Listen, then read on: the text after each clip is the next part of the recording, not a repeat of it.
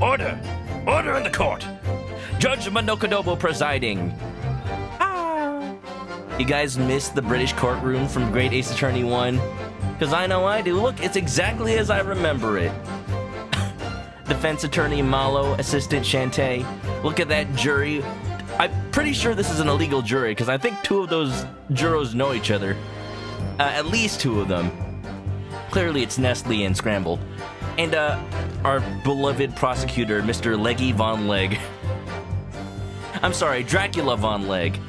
Look at him with his emoji and his wine glass, looking ready to persecute. Oh, I've got a voice for him. Just you wait. Egg, leg. So yeah, welcome on in, everybody. Hope you all are doing good. This is the first trial, no, the second trial, but the first day of the second trial of Great Ace Attorney 2. So, I'm just excited to get back to it. I want to meet all these new jurors. Basically, every time we have a case in Britain in these games, I'm like, alright, who's on the jury? What fantastic characters are we going to meet? Because that's the strongest part of Ace Attorney. Just meeting these wacky caricatures that end up being like heart-wrenching actual characters that feel like people with names like Ray Membami. I talked about it a little bit last time, but my final stance on that, and I probably will have to say it again, is that, like, I like the puns because they're silly. I like that it's got a little bit of lightheartedness to the seriousness that can occur as part of Ace Attorney, and I think that's the intent. Like, if you're playing it in the Japanese version with full knowledge of Japanese, what you will see is a groan-inducing pun that makes you like, really, that's their name? But that's the intent. And I think, like, in order to preserve the spirit of the original script, that needs to be localized to English. Like, yes, it's less serious, but that's kind of the point. So, yeah, let's get started with the trial, shall we? I haven't had time to replay any more of Great Ace Attorney 1, but I think I remember most of how the courts in Great Britain work in this series. And did this happen in the first game? It changes the background based on, like, what part of the game you're in? If not, then, you know. Look, it's Soseki's room at this point. Like, honestly, it's probably more spacious than his flat.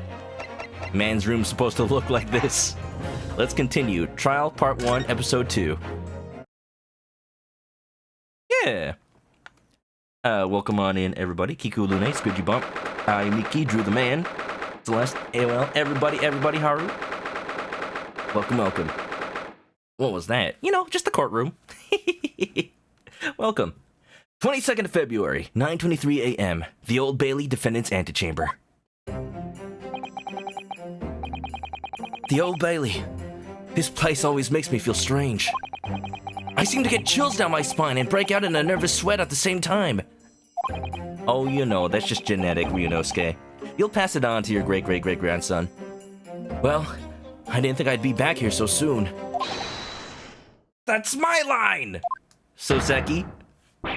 Honestly, he's the one who should be feeling upset about all this. What reason? He just got acquitted. Good morning! Good morning, Mr. Natsume. It was only 2 days ago that I was declared not guilty here. Yes, we somehow managed to prove he didn't stab Miss Green in the back. But now this! Short end of the stick. Oh, you know, he's just cursed with bad luck. Another morning, another murder, and here I am again in this hellhole! Can't keep coming to court! That's just me. Don't remember court looking like that last time he had jury duty. Me too, that just must be how it looks like in Great Britain. I don't know, I'm American. I'm beginning to think he's right. It really does seem as though he's cursed. Mr. Naruhodo, I'm afraid I have bad news. Oh no, is Sherlock here? I mean, Herlock here? Yes, no, Sherlock is here, come to sue me for keeping on calling Herlock Sherlock. Representing the, Doyle estate.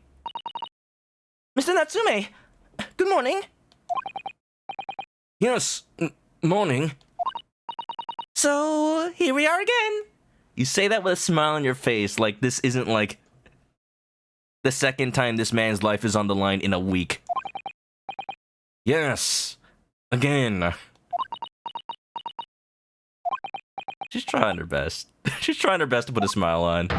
Judith versus Miss ManokAdobo Esquires! What's the bad news? Oh dear. You heard, did you? Is that man a JoJo character? Yes. Probably. With all the historical figures that appear in JoJo. Like if you've read part 7, you know, a certain someone who appears in there with his crown of thorns and everything. I'd bet. If you come in shouting at the top of your voice, people can't help hearing what you say! Oh, I am sorry. You've done nothing wrong, Miss Susato. Now, what is it? What is it indeed? The bad news is I haven't studied the court record at all, and I have no idea what to go off on besides there's gas in the apartment, and a man was found dead, but he wasn't dead, and he was eating soap. We'll see what it really means. Well, it seems that the prosecution in today's trial will be led by Lord Baroque Van Zieks. Why is that bad news? I was expecting that. Heck, that's good news. I want to see him again. And his legs. Dairy Queen? Yes. He's the Dairy Queen. Van Zieks! Oh no! Oh no, no! Look at the man! Look at his cape, look at his wine. I forgot that his wine had like gold accents on it and everything. This man is fancy. How much do you think that goes for? How much do you think that costs? Give that to the pawn shop. Label that Stradivarius. Definitely a vampire. Definitely Dracula. What is a man? You haven't played this game before. This is the second in the Great Ace Attorney series. A game that we thought we'd never get in the US. It's in the same universe as Ace Attorney, but it takes place decades and decades ago, starring Phoenix Wright's great-great-great-great-great-grandfather. You'll see. It's a little more serious, but at the same time, because of that serious tone, whenever something wacky does happen, I love it even more. It's blood! Well, it's blood now. You just brought it from church. It used to be wine. The so-called Reaper of the Bailey. The most legendary prosecutor in the land. Look at how he points, too. Oh, I remember that. He doesn't even need to extend his hand all the way. He just needs to know. He just needs you to know he's talking to you. In the trial 2 days ago, he pursued Soseki-san and I relentlessly. Of course, by the skin of our teeth. We managed to pull through, but still. It's a little more serious. Cut to JoJo poses. Barring gestures vaguely at Soseki Natsume, who is a real person, by the way, who existed back in the day. Perhaps Mr. Natsume's acquittal in the last trial wasn't the end of the matter, after all. Yes, I know what you're thinking. The legend of the Reaper that says, nothing can save a person in the dock when Lord Van Zieks is the prosecutor. Well, we've already, bested him twice by now in this part of the timeline? At least. I can stand up to him. Kirari. Hammy, thanks for teaching us how to say Kirari. Oh no! Oh no!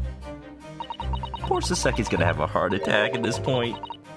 And even if that person is found not guilty, the accuser will meet a mysterious end one way or another. Well, you know, death by omnibus fire and all that. Oh, you just... We've experienced it firsthand. I'm still a... there's something about this image that I can't take seriously. Thanks for the chicken. The fact that, Magnus McGilded, Cosney McGundle, he's built up to be this serious supervillain, and he's just oh yeah, he's dead. Yes, it comes back to it, and details out his whole role in the greater, secrets of things. But it's still a little bit oh yeah, he's dead. I'm a little disappointed he never got to show up again. A man we've successfully defended met the most terrifying end after his acquittal. Right here in the Old Bailey. This is fine. Oh! Do I have to put up with those ice-cold eyes boring into my soul again! Curse my evil spirits, and now by the Reaper! Soseki, don't fear the Reaper. Yes, he does. Pair of petrifying perils, potentially! Man, Soseki, do you ever think about going into, like, newspaper headline writing? That alliteration is awesome. Well, if it's potentially, at least you appear to have hope, Mr. Natsume. Hope, humor, what's the difference? Locum student Mr. Naruhodo Esquire! Ah! Yes? I'm innocent! You have to believe me! I believe you, man! I would absolutely fear to see how Soseki would act if he was actually guilty, because he's already shifty as all get out. Even more shifty than me. Even with suspicious eyes. Just like looking behind himself, watching his back. Haru's Dragon Quest games just shipped. Which games did you get, Haru? I may have just bought Dragon Warrior 4 on the NES. Don't ask how much that cost. But good news is it rounds out my collection of English Dragon Warrior games. I don't have to buy another one. Thankfully.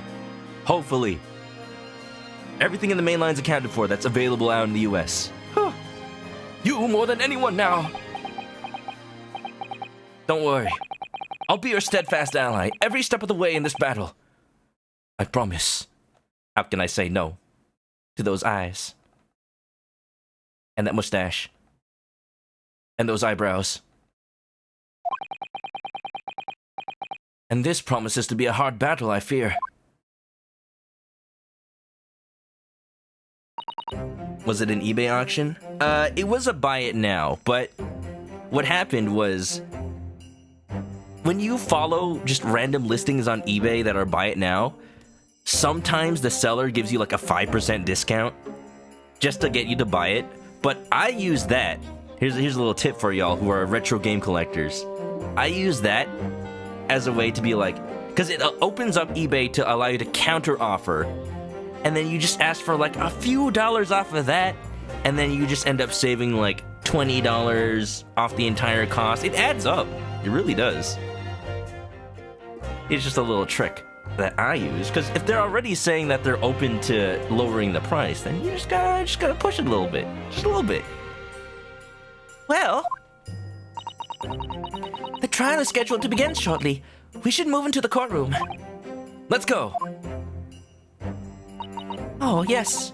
I forgot to say. Was there good news attached to the bad news? I'm afraid he won't be able to make it. Mr. Sholmes, I mean, the way you phrased that made me think that Sholmes was gonna die. Like, I already know he doesn't because this takes place in the past, but whoa, watch how you word that. To be fair, English is not her first language. That's probably for the best. Oh! I mean, true. I can only think of one instance in the original Great Ace Attorney where Sholmes even appears in the courtroom. I started thinking of this like conspiracy theory that Baroque Van Zieks was somehow Sherlock Sholmes. I am very glad that's not the case, but can you imagine? He just puts on that serious face and he's like, "Objection!" That's not his voice, by the way. That's just an example. If he were here, I might be tempted to rely on his help. And that could be seen as a weakness. Ryunosuke, you are too honorable. I'll take all the help I can get, thank you. If Lord Van Zieks were to notice, he'd prey on it mercilessly. At least, that's my gut feeling. Thanks for the tip. You're welcome, AOL. Mr. Naruhodo! Hands. You're right! Yes, you're so right! And you're Soseki. Oh, well said, locum student, Mr. Naruhodo Esquire! Well said! I swear on the sword at my side, and on the spirit of Kazuma that it harbors. Still very surprised that the courts allowed that in there, but sure. He actually has a katana, by the way. I'll show him what a Japanese lawyer can do.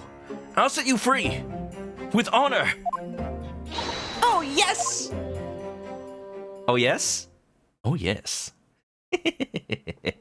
Let's go, Naruhodo! Oh, I'm excited. I'm excited. Who's on the jury?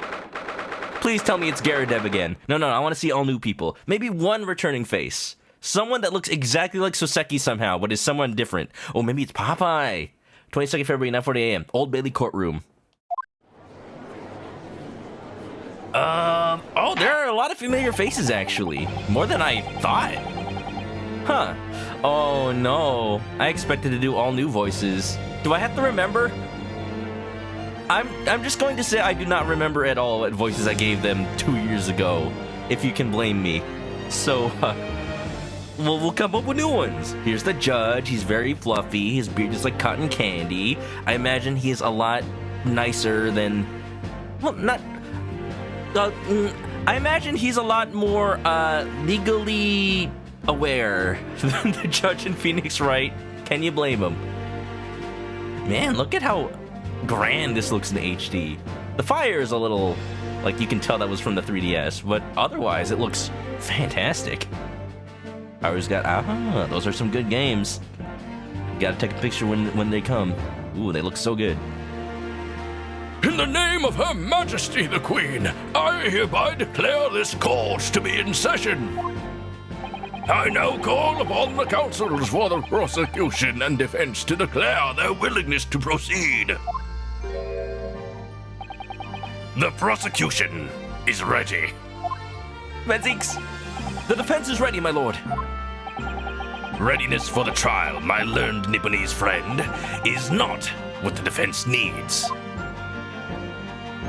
What you need is readiness for your inevitable defeat. Look at you all talk. Oh, I know your true face, Mr. Venzix. His true face is just as scary. If there's anything I love the most about Venzix, I just will say after playing the first game, now that I know a little bit more about him. In other Ace Attorney games, you always get hyped up to this, like, prodigy prosecutor who, like, finished law school at the age of 10. And they've never lost a case. Probably because they've only been in, like, 5 trials.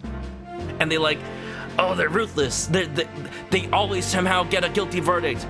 Because they forge evidence. Because they're mean. Because they're willing to skirt the law. No. When it comes to Venzix, he is actually that cold, calculated, smart. Legs. Lots of legs. Like 20 legs. And that makes him actually scary compared to other prosecutors. And he's amazing for it. Also, I'm trying to do a voice that's like Colonel Volgin from Metal Gear Solid 3, but British. Kuwabara. You talking to me? It's not just in my imagination. It's really there. Lord Venzix has such an animosity towards us Japanese for some reason. Yeah, he does that. It was some time ago now that he first became known as the Reaper of the Bailey, I believe. These past few years, he hasn't appeared in court at all. Yet now he's back in the courtroom. Though, for some reason, only when I'm defending. Somebody's got a crush. This Reaper, with his curious disdain for us Japanese, is a prosecutor's shrouded in mystery. I mean, I'm the one with a blade, and you call him the Reaper? Still, this isn't the time to be pondering that. I have to concentrate on Soseki-san's trial. His second trial, this week. Hey, I hope Ryunosuke's at least getting paid. Furthermore, I now call upon the 6 ladies and gentlemen of the jury. You have been chosen at random to represent the will of the people in this trial. Are you ready to fulfill your duty? Random, Random, when there's like so many returning faces. Absolutely. I had a feeling this larrikin wasn't innocent before. Is that allowed for him to just be in court again? I must say that I feel especially ruthless on days when my hat refuses to sit right. Juror number 2. Now then we see juror number 3. Ba-da-ba-dun-dun-dun-dun-dun. I don't expect an answer because people in the chat right now may not have watched me play the first game, but aren't some of these people like named characters that you meet properly later in Great Ace Attorney 1? I believe so, right? Let me just look up a couple names real quick. Because I feel like this guy and the first one might have been. Oh, look at that. Well, okay, this isn't. Is this that guy? Is this Lady First? I don't think so. Also, Lady First got renamed to Lady First. Amazing. Great localization, Capcom. Oh, well, I'd rather like how you're wearing your hat. I think the ruthless look is very fetching, actually. Oh, look at she's new. I need to be somewhere at 10 o'clock. I have a very important meeting. Let's make this quick.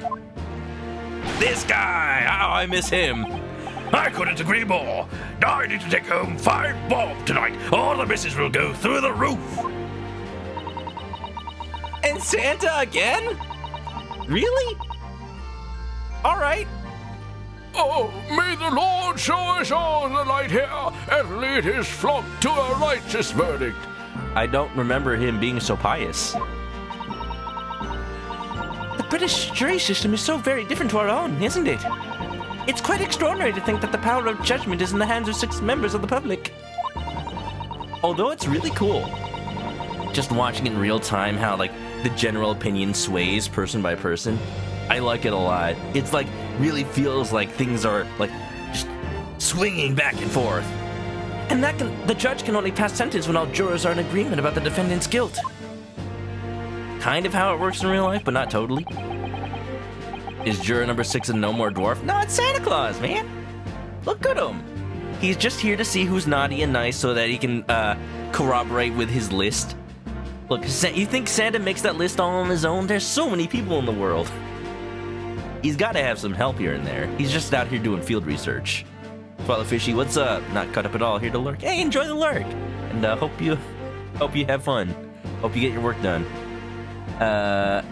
Still soft-spoken? Yes, that is Santa Claus. Look, exactly the same. 6 citizens of London chosen at random, or at least that's the idea. As a programmer, I think they need to reseed their random number generator.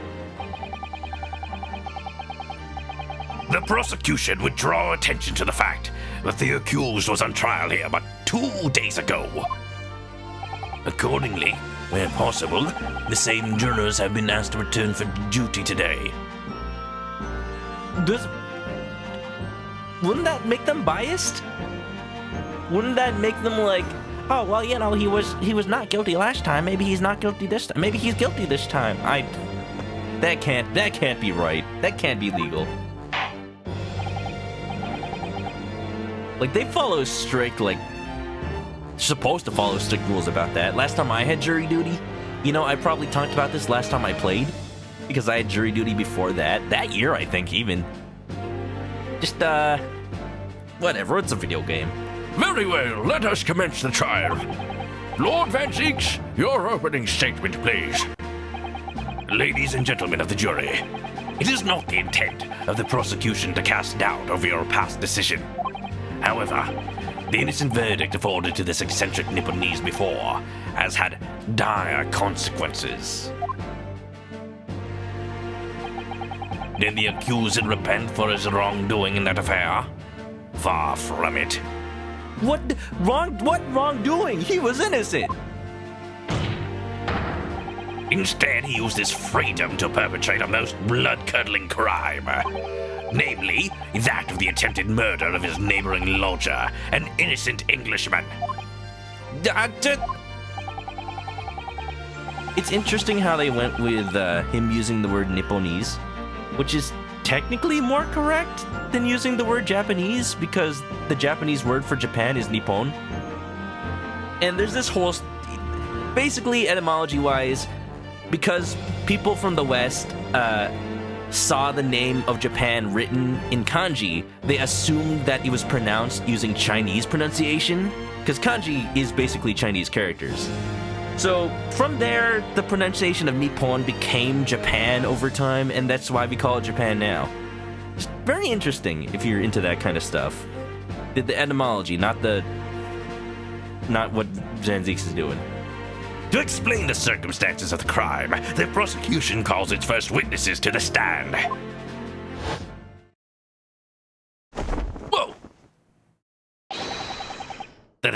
responsible for investigating the scene, and the accuser himself. Well, alright. Gregson, let's go.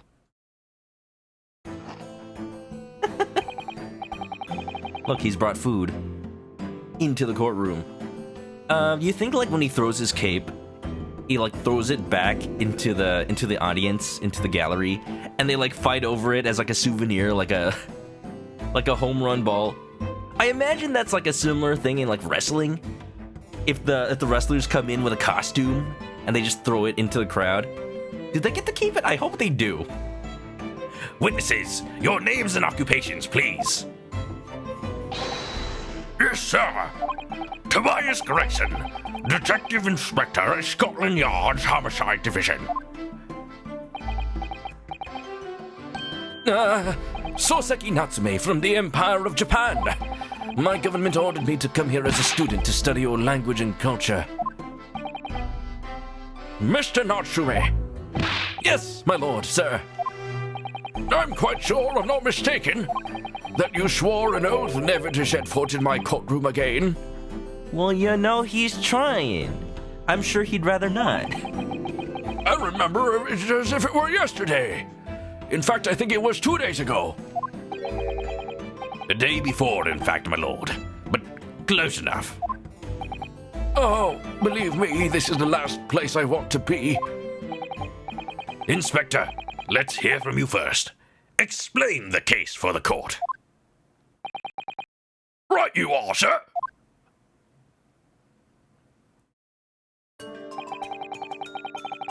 I think I mentioned this last time I played Greatest Attorney, but like, there's wait a minute. You didn't catch me off guard. What's up, Dylan? Dodging that egg. Who brought this chicken to the courtroom? It was pregnant. Oh.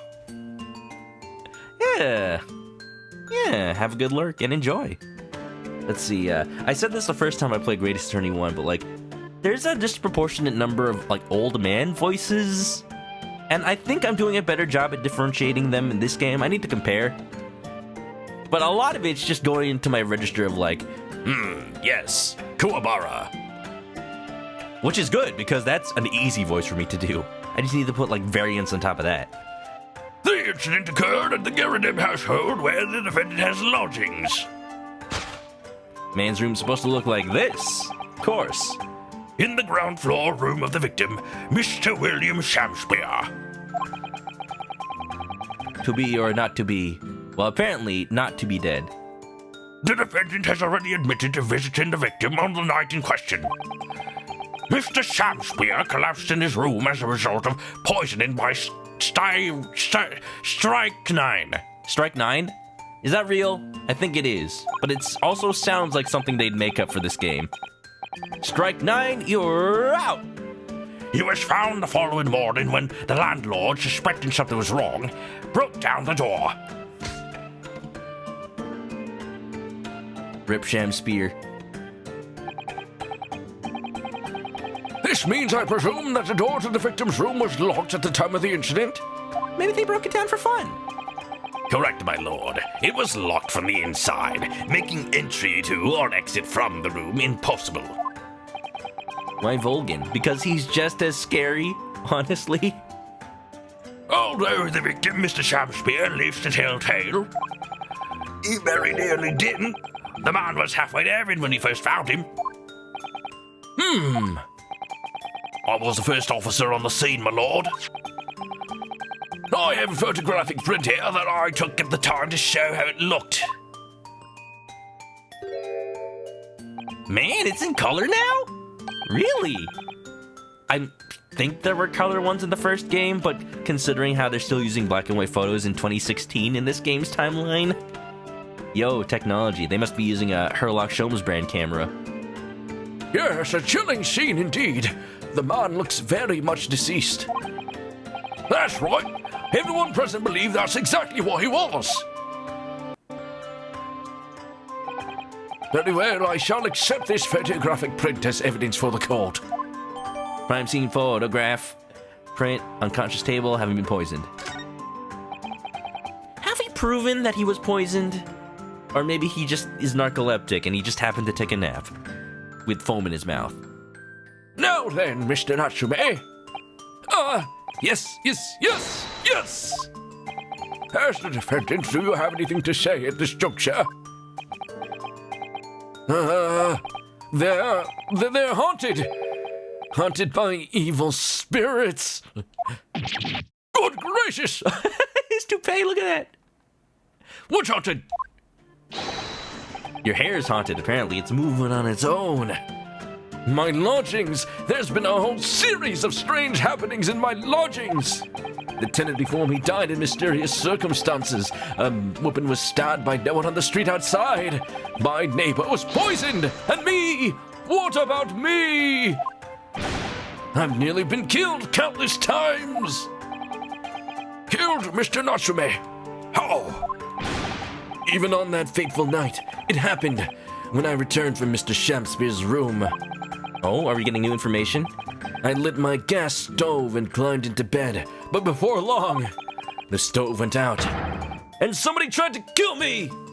You went to bed with the stove on? Is that safe? With a gas stove? I don't know how, like, these old-fashioned stoves work. Maybe it is. Did you do that for, like, heating? You must always extinguish all fires before retiring for the night, Mr. Natsume. But it's so cold! My runny nose would freeze! And they would just block up the sinuses? Ooh. The point is, I didn't poison my neighbor. Oh, why am I being excused of all this? Why is my existence so cursed? Because Shu Takumi wills it so, Soseki. I'm sorry. That's how it goes. Thank you, witness. I believe I have a reasonably clear picture of events. Local Soseki found slain by crappy stove use. More at 7. Assuming they had something similar to TV back then. Shomas would invent it. If I could raise one more point, my lord. One more conclusive point. Conclusive? Go on. Fortunately, the victim, Mr. Shamspear, has regained consciousness after his ordeal, and he has named the true culprit. Nani? The poison consumed by the victim was administered in a cup of tea that he drank on the night in question. Tea, my lord, that was brought to the victim's room by the accused. No, I'm sure there's a reasonable explanation for all this. The accused? Good grief! Order! Order! We will have order, or you will be exterminated! Yes, that's the crux of this whole case. If Soseki-san is innocent, then why? Why has the victim accused him? Something of a grudge? Maybe he's really mistaken. Maybe he's a nice guy. Well, Mr. Natsume, what have you to say to this accusation? That evening, yes, I did take some freshly brewed tea with me when I visited Mr. Shamspear's room as a gift. It feels like it hurts our case for him to admit it, but it's the truth. And in Ace Attorney, the truth shall set you free. We just need to turn it around. The public water pump outside always freezes at night, so I brought bottled water especially to make it. And this is the result! Never will I touch tea again! Never! The public pump was frozen, you say? The shreds, you say? That's not information we've heard before. Probably important. That will do. Thank you. I wonder if we're gonna get an autopsy report. Like, obviously not specifically an autopsy report because he's not dead, but some kind of report that, like, says if like doctors checked him and found traces of something in his body. That'll be like the only thing we can work on, I think. Now, according to our laws, the defense must have the opportunity to cross-examine witnesses at least once. Thank goodness for that law. It has saved our bacon multiple times. The delicious, delicious bacon that Iris cooked for us for breakfast. Therefore, I call upon these witnesses now for a formal testimony. I presume the prosecution has no objection. None whatsoever, my lord. I never thought it'd be possible to have a more posh bowing animation than Edgeworth, but here we are. Did you see Van Zieks? Good. Then you will give your account of events on the night in question to the court now. Yes, my lord. Here we go.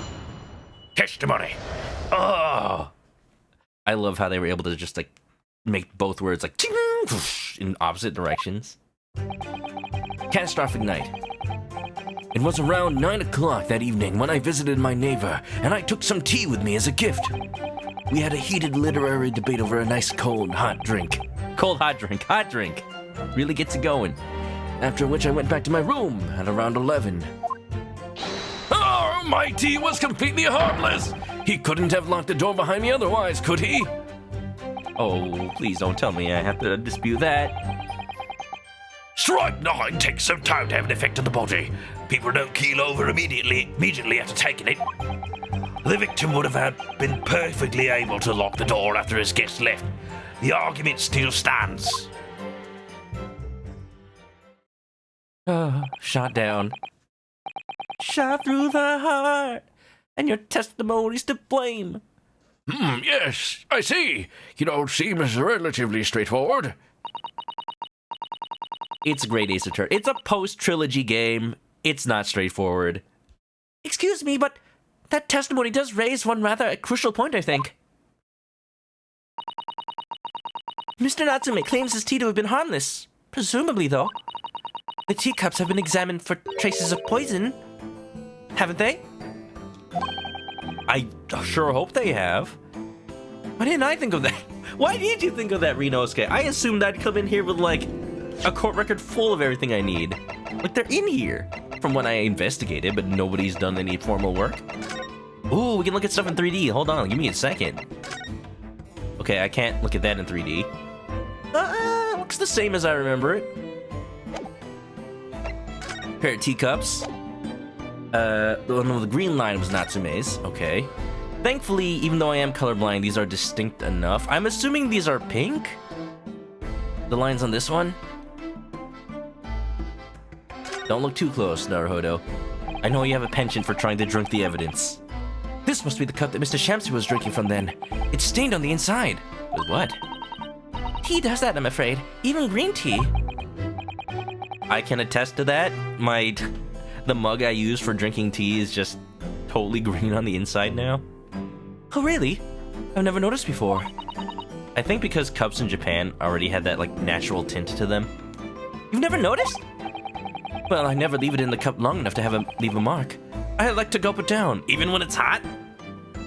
Mr. Naruhodo Ryunosuke, drinker of scalding hot, boiling tea. Drink tea while it's hot. That's the Japanese way, isn't it? Oh dear. So many people seem to have the wrong idea about our culture. Most of them are Japanese. What? As long as your throat's okay, Naruhodo, you need that for objecting. Hi, Mr. Drooby, how you doing? Welcome to me examining teacups. These might be poison, so be careful. Don't look too close. Don't touch. No touch.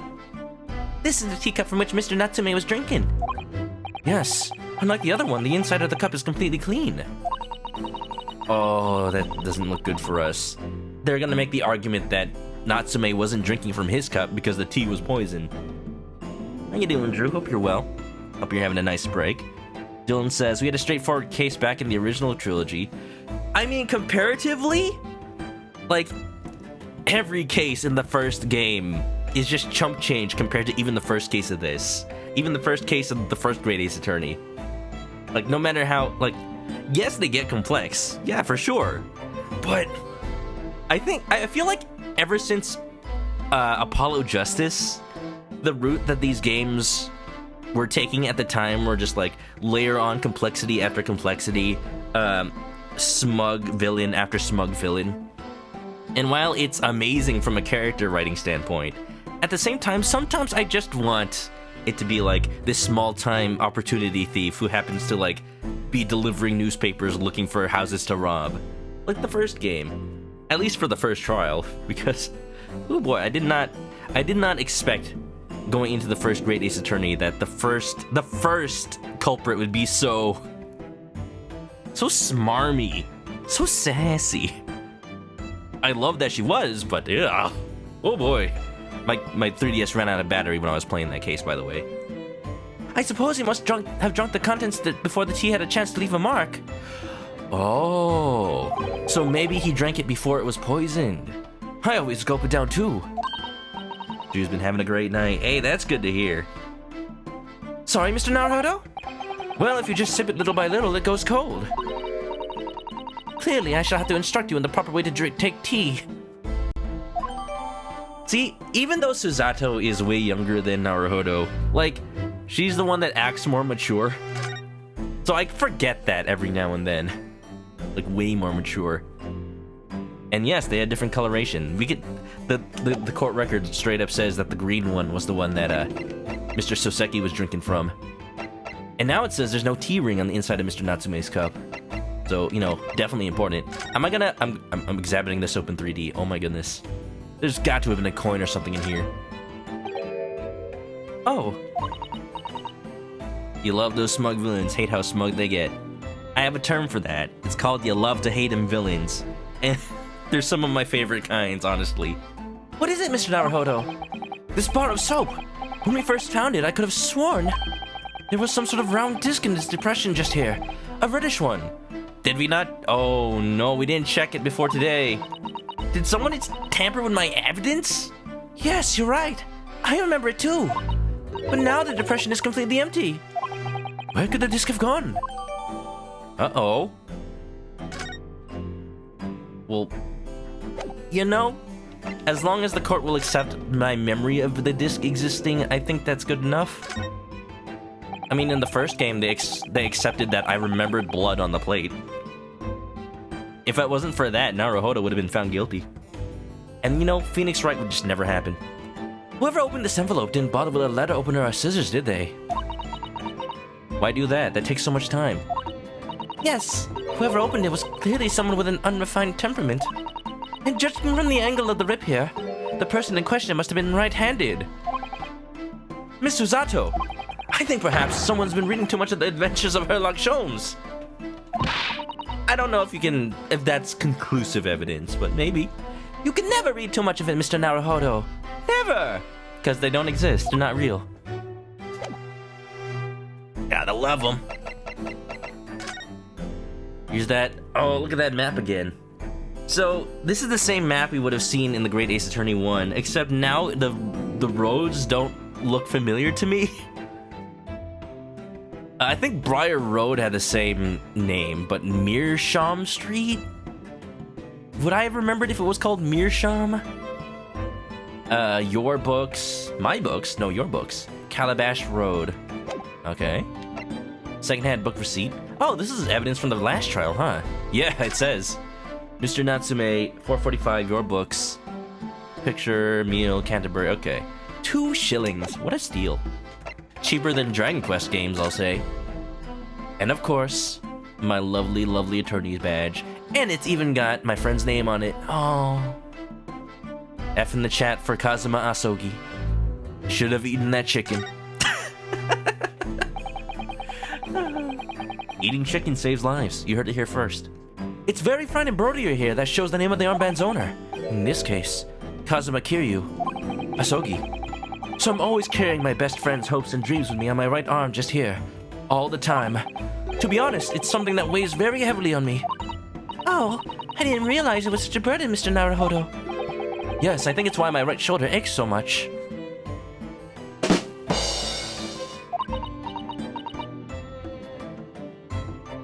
Yeah.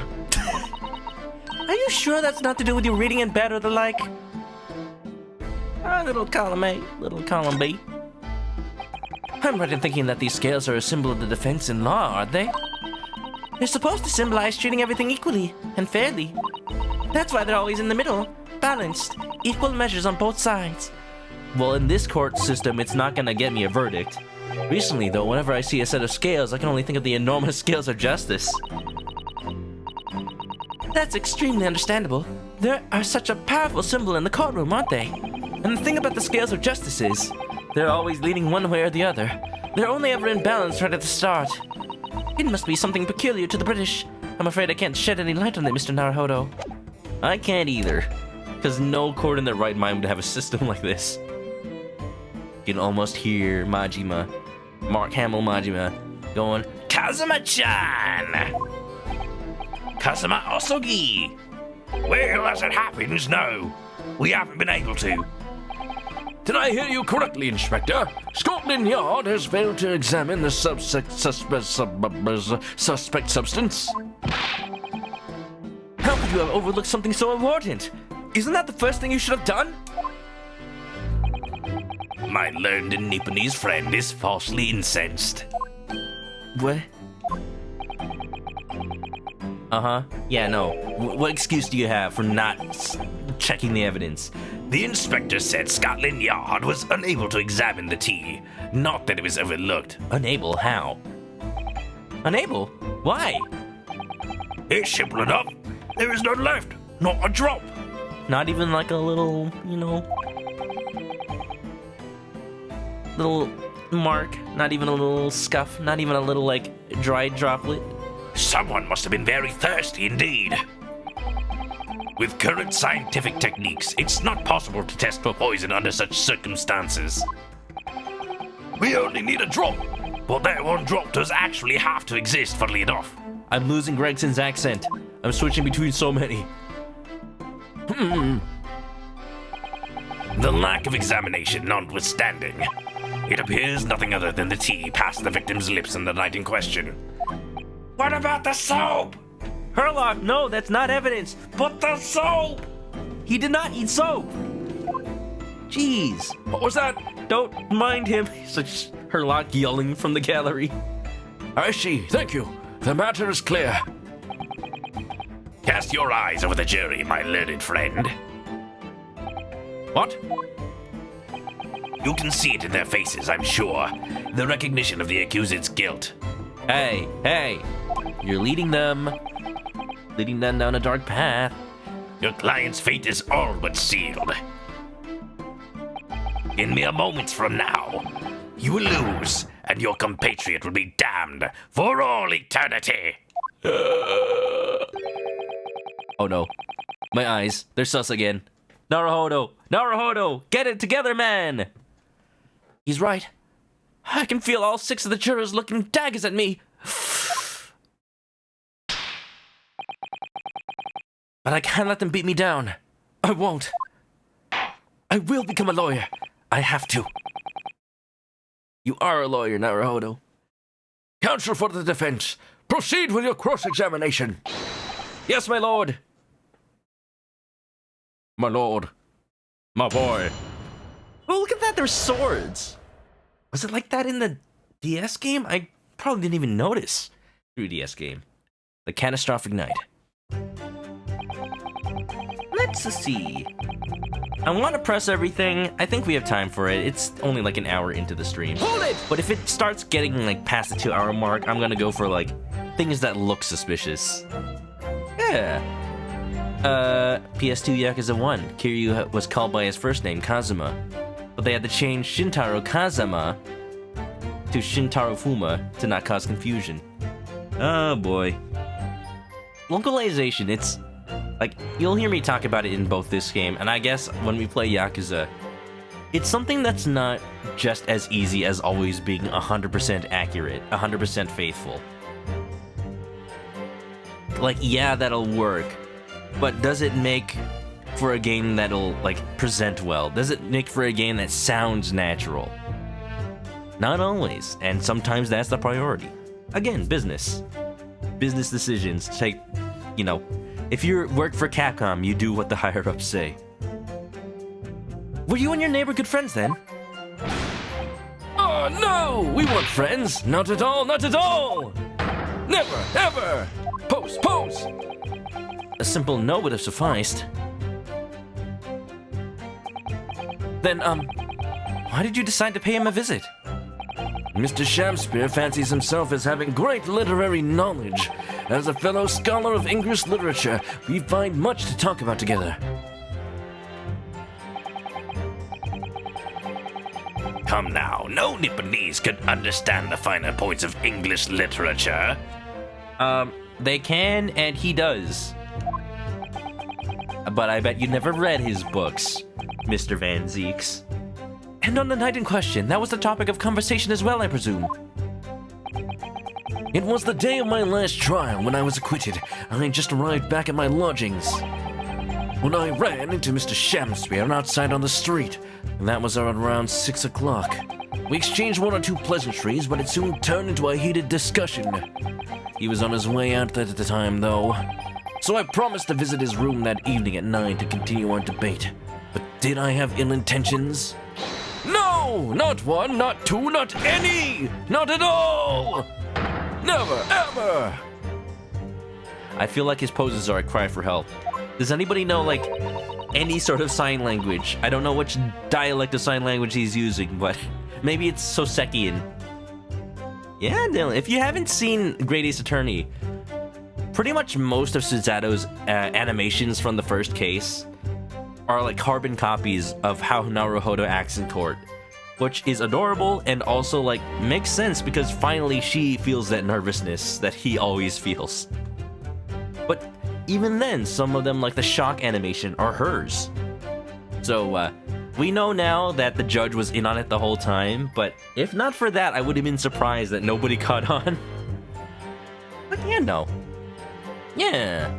Lax Galax, welcome on in. How you been? A simple no would have sufficed, I feel. FLSL, that's the dialect. Frantic Legal Sign Language. Oh yes, it's assigned to the judge specifically. Then tell the court what did happen while you visited the victim's room.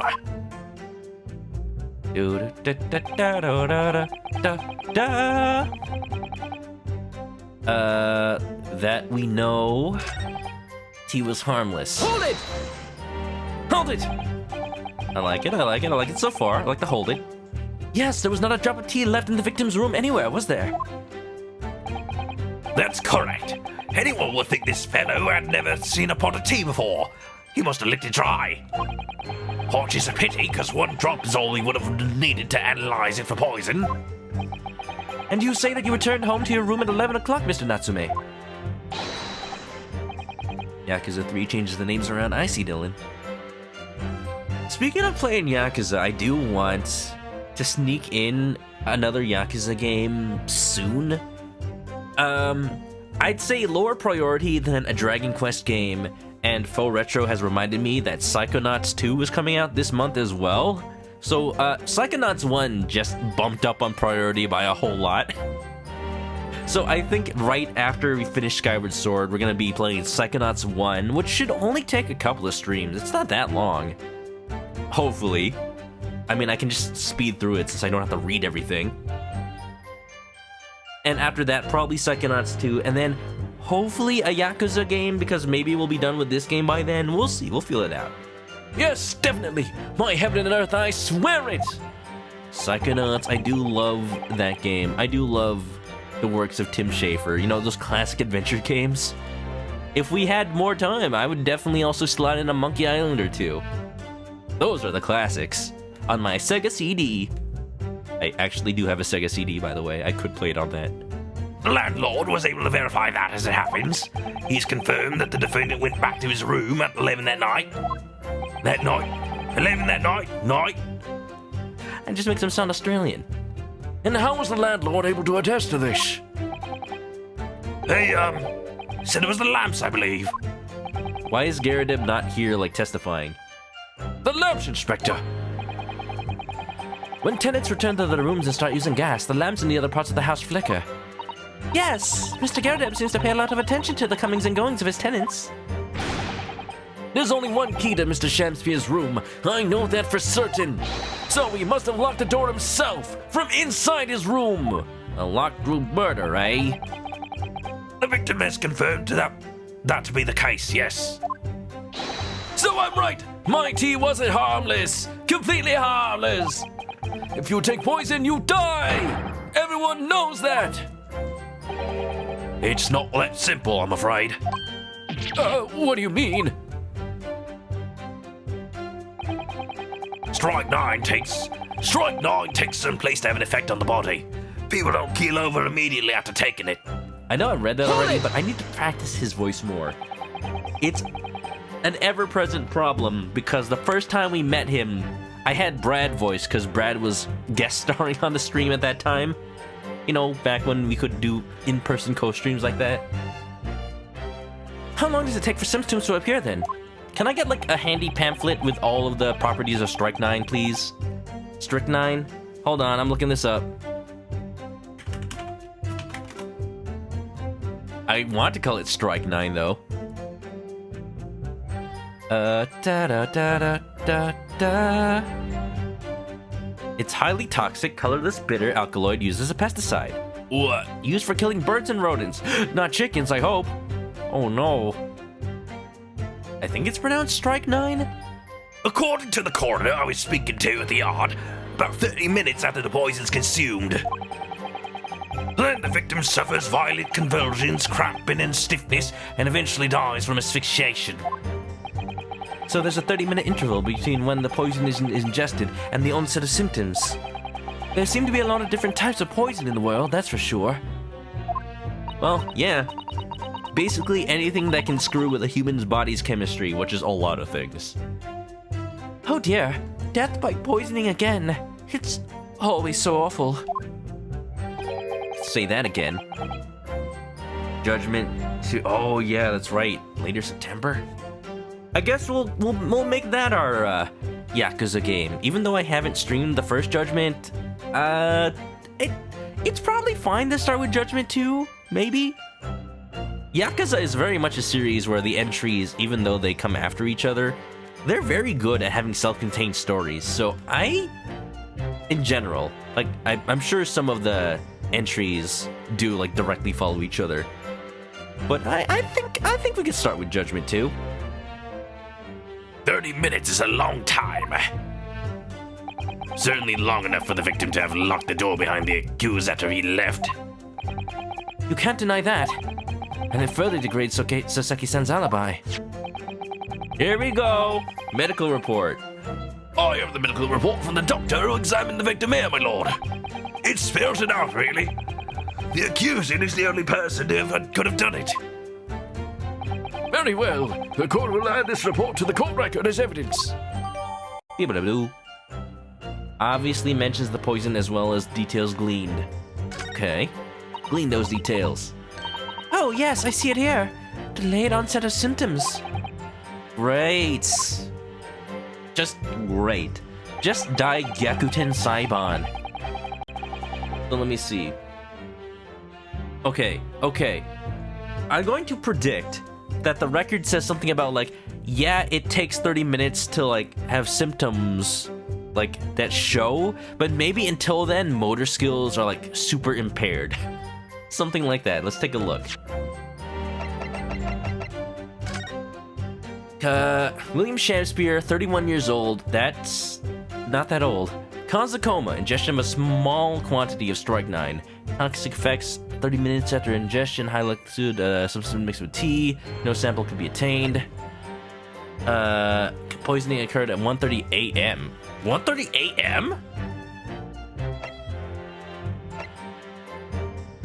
Says something in the pocket roads were broken when the man collapsed after the late onset of symptoms. Oh, really? Man. People say how, like, if you are if you're in an Ace Attorney game and your name is Maya Fey, you have really bad luck. If your name is Soseki Natsume, you have really bad luck. But you know who has the worst luck in all these detective games? If you are a timekeeping implement in somebody's pocket and they have just been murdered, either by, like, stabbing or being thrown off a cliff or poisoned, no matter what, without fail, they will fall right on their pocket watch and it will stop. How convenient. Every time. It was in Danganronpa. I'm sure it's in several Phoenix Wrights, if I remember correctly. No container for the poison was found. Okay. So, according to Soseki, they had their meeting at around 11. 9? Either way, way before 1:30 a.m.? Like, way before 1:30 a.m. So, like, I think that means it has, like, nothing to do with, like, oh, could he have been poisoned and locked the door? Yes, but not if he was poisoned at 11 like you're claiming. Let's try that. Objection! The argument still stands. You say? I think not, Inspector. Come again? I think you'll find that you've overlooked a very significant chronological inconsistency here. Just say the time was wrong, man. I've got to be fancy or else they won't take me seriously in this court. A chrono what? A chrono trigger? That won't be invented for a couple of decades. What are you on about? A chrono cross. According to this report, the victim must have consumed the poison at around 1:30 in the morning. And yet, the defendant, Mr. Natsume, left the victim's room at 11. Ah! Now you see, Mr. Luigi. You know, he kind of looks like Danny Wells Luigi from the Mario Super Show, doesn't he? Yes, that's right. There's more than 2 hours of missing time there. Like, look at him. Hold on. Mario! Just gotta put a little bit of... Oop, that's a big hat. Yep. Yep. Yep. Just put it right on there. Yeah, look at you. You got your fancy new topper, ready to hit the road, go out on the town. New fashion statement in Britain right here. Looks good on him, I think. Wahoo! In other words, if there was poison in the tea that Mr. Natsume brought to the victim's room, how could the victim have fallen ill to it 2.5 full hours after the defendant left? Whoa, synchronized flailing. They're ready for the Olympics. Put them in a pool. Actually, no, they might drown. They need to swim, not flail. The defense's argument is entirely reasonable. How do you respond, Lord Van Zeeks? I'm guessing, like, easily he just drank it later. But then I say, no, the tea was drank fast. Like this wine.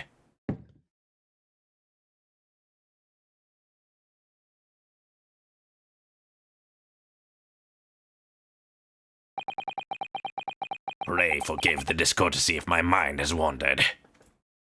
Oh, it's okay, you know. Wine tasting is very important. I was considering what cuisine would best complement the contents of my hallowed chalice this luncheon. All the man's can think about is food. Seriously, man. Just say we're paying attention. How could it have happened, you ask? Ah! He goes through a lot of those. That's nothing new. There's gotta be, like, either just layers upon layers of calluses in his hand from having to do that so often, or his glove must be, like, one of those stab-proof, slash-proof gloves. Or maybe he just lets his hand bleed. You know, makes him feel alive again. I do hate to shatter illusions, but my Nipponese friend appears to be chasing a phantom idea. A phantom? A phantom thief? Is it so hard to imagine that the victim drank his tea after the accused had left? Called it. No. I mean, yes, it is hard to imagine. For example, at the time stated in the medical report. Yes, at about 1:30. 1:30, perfect tea time. While it's like ice cold in the middle of winter? What self-respecting Englishman would drink tea that late? Objection! Honestly. Gregson gives you Mario and Luigi art style Luigi vibes. Like that specific style, I like it. Yeah. Can't say for sure if Judgment 2 is pretty separate. I'm going to assume it is, and we'll take it from there, and... You know, AmericaOnlineAWOL.com, who has played the first one, can tell me all about the first game, I guess. Mr. Natsume brought the tea with him to drink together with his neighbor. And in Japan, there's a well-known saying, drink tea while it's hot. I don't think that's a... Oh, I talked over his objection. Can I hear that again? I don't think that's submissible, man. Objection. And in my country, there's an even more apt saying. There is nothing more refreshing than cold tea. Is that real? That's not real. The point is, if there was such a long gap, there may be other ways to explain how the victim came to be poisoned. Other possibilities. That's not gonna sway the jury. What sort of possibilities, Counsel? Judge is turning into Sean Connery as we speak. Well, for example, the man could have had another visitor. Another visitor? That's a very bold assertion, my learned friend, from someone who has nothing to substantiate it. Or the victim could have taken the poison of his own volition. You suggest this may have been suicide, Counsel? Objection! Oh, there it is. Powerful. No, just break out the leg. It'll be beautiful. Mr. Shamspeare has categorically denied suicide. The idea canon must be discounted. Objection! No. You can tell by the way he slaps that he's a suspicious man. No time to talk. But he could be lying.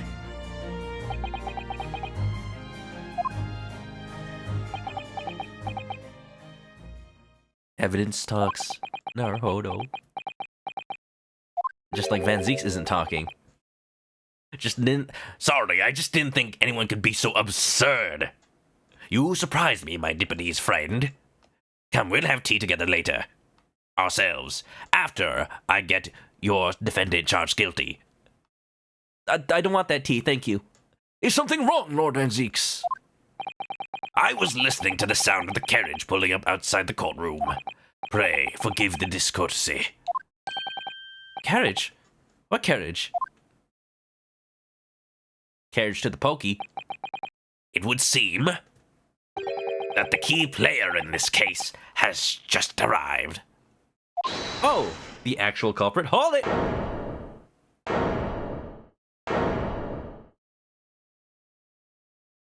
In Ace Attorney, if a new witness is called to the stand, there is like an 85% chance they're the actual culprit. Possibly higher.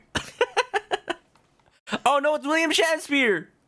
Out! Out, brief candle! Life's but a walking shadow! Look at you! A poor player that struts and frets his hour upon the stage, and then is heard no more.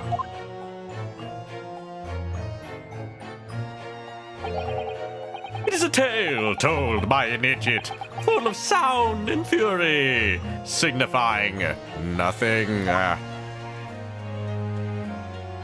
Idiot is right. Alright, Bulby Stroganovsky. How can I take you seriously like that? Slap, slap, slap. Who, sir, are you? The victim? Shouldn't the judge at least know that? Honestly, apparently I'm not like the only one who doesn't read the court record. William Shakespeare, my lord. Alas, 'twas I, undone by these bitter events. I am the victim. Well, you don't seem very victim-like right now. Oh, don't worry, Dylan. I'm not gonna skip Judgment 1. No way. It's just, I absolutely don't have time to finish it before the second one comes out. And I do want to play the second one when it comes out. If that makes sense? I could just play the first one when the second one comes out, but that just doesn't feel right. What's he doing here? Shouldn't he testify? Shouldn't I be able to pick apart his arguments? What's wrong, Ryunosuke? I thought you were adamant about there being other possibilities. This will open it up. Oh, this is a past Ryunosuke. This is before, everything in the Great Ace Attorney 1 happened to him. I guess he's still a little shaky. The prosecution seeks to call this gentleman to the stand. With his testimony, my learned friend's futile resistance will be utterly crushed. You're calling him as a witness? Very well, counsel. I grant your request with interest. I'm curious to discover what the court shall hear from the victim himself. Man, I can count on my thumb how many other times the victim themselves has testified in an Ace Attorney game. You know what? Actually, never mind. On my hand, like, Ace Attorney 6 alone accounts for a lot of them. You know, due to the way that works. Happy am I, Shamsphere, to regale thee with my tale of woe, my lord. But I still have my own tale to tell. My own tale of worse woe. Look at that, the victim and the defendant standing on the same bench right there. I can regale the court with the tale of my perfect innocence in perfect English. Especially now that I've been localized by Capcom. That will do, Mr. Natsume. Let the court now hear from the victim.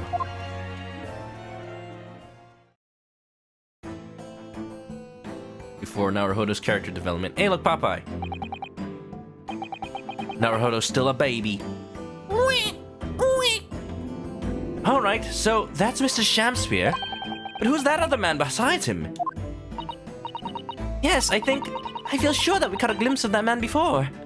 2 years ago, but I am sure of it. State your names and occupations for the court, please, witnesses. It's funny, I've only done like one cross-examination so far.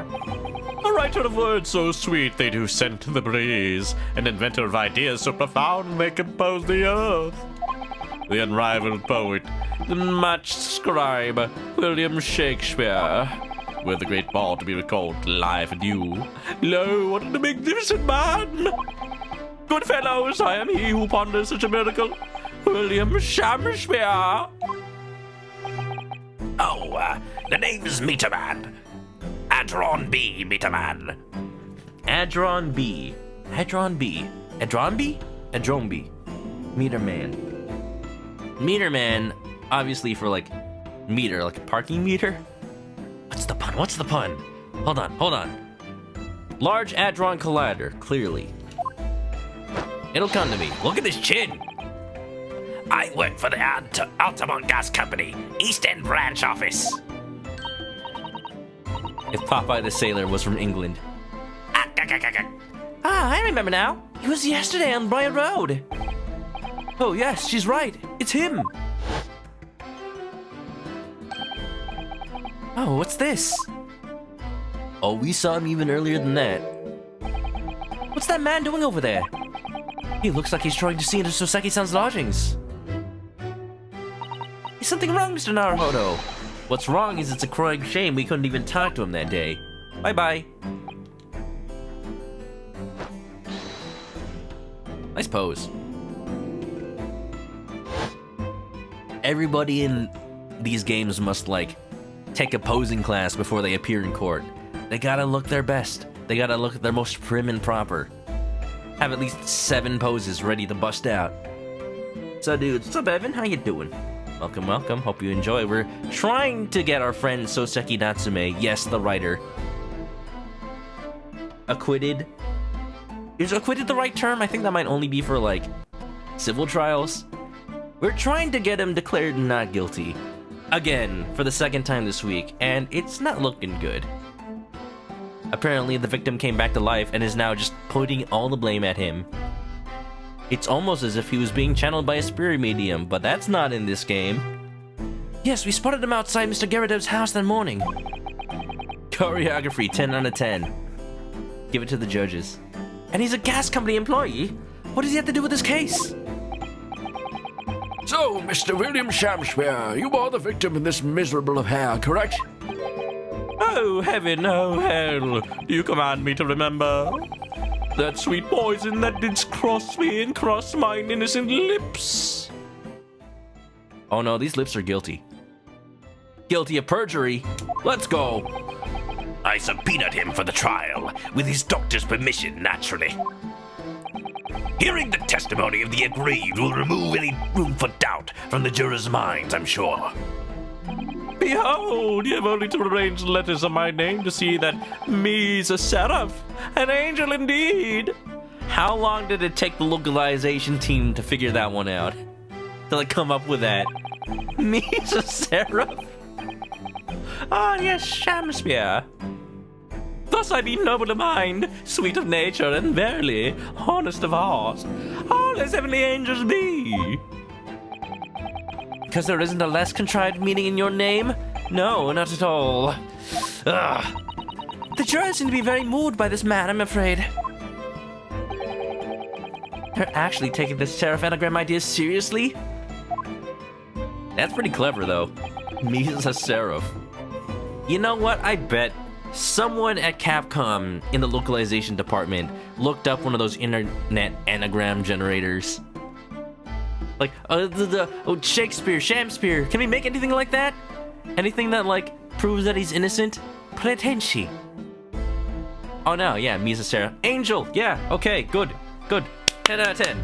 They love him. Is this... Maybe they're judges of the Olympics. Thank you, witnesses, for your illuminating introductions. But my lord, what's the man next to Mr. Shamspeare doing here? The gas man, I believe. Oh, gas meter man. That makes sense. What? Me? Well now. Allow me to enlighten my learned friend. You recall, I presume, your earlier impertinence? When you suggested that the victim had another visitor to his room on the night in question. And moreover, that the victim is a compulsive liar. Clearly, he has to be. What? No, I didn't quite say that. This young chin stroker here is here to controvert your wild claims conclusively. Chin stroker. Thinking. Is that not so, Mr. Meter Man? Evan's chillin'. I'm doing pretty good. Work has been pretty okay lately. I said how I took the day off on Monday, and it's been kind of chill. Mostly because we're in a time right now where we're kind of allowed to just work on our own little projects. And for once, I am not on call. For once, I am not, like, responsible for everything breaking down around me. So I'm feeling fine. Thankfully. I'm having a chill work time. I know it's a meme to talk about work-life balance, but it's real.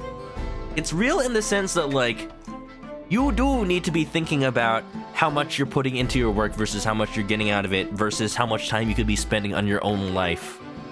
Like, not in the way that businesses themselves talk about it, but more like you need to assess, oh, if you're working overtime just to make ends meet, and your work's not even, like, in any way thankful for it or recognizing it, then you probably need to take a second look at if that job's right for you. I know there are circumstances, I know, like, it's not a general thing. Not everybody has, like, the ability to, like, quit their job at a moment's notice, but it doesn't hurt to look. It really doesn't. Just to see if there's other options out there. Because how else are you gonna find other options if you don't look? Just my general advice. Hang on now, I'm just here. Just watching. I hereby call for your formal testimonies. You will tell the court as lucidly as possible what happened on the night in question. As lucid as my dreams. You should know that my dreams are very vivid. One time last night I was dreaming that I was flying, but in fact my wife had thrown me out the window. Just like Mr. Garradeb's wife throws everything out the window. Yes, I do remember that trial from 2 days ago. Maybe that's why I was dreaming about it, but it was real. One may smile and be a villain. Yes, it doth pain me, but let the truth be spoken. The truth of that wintry night of my discontent.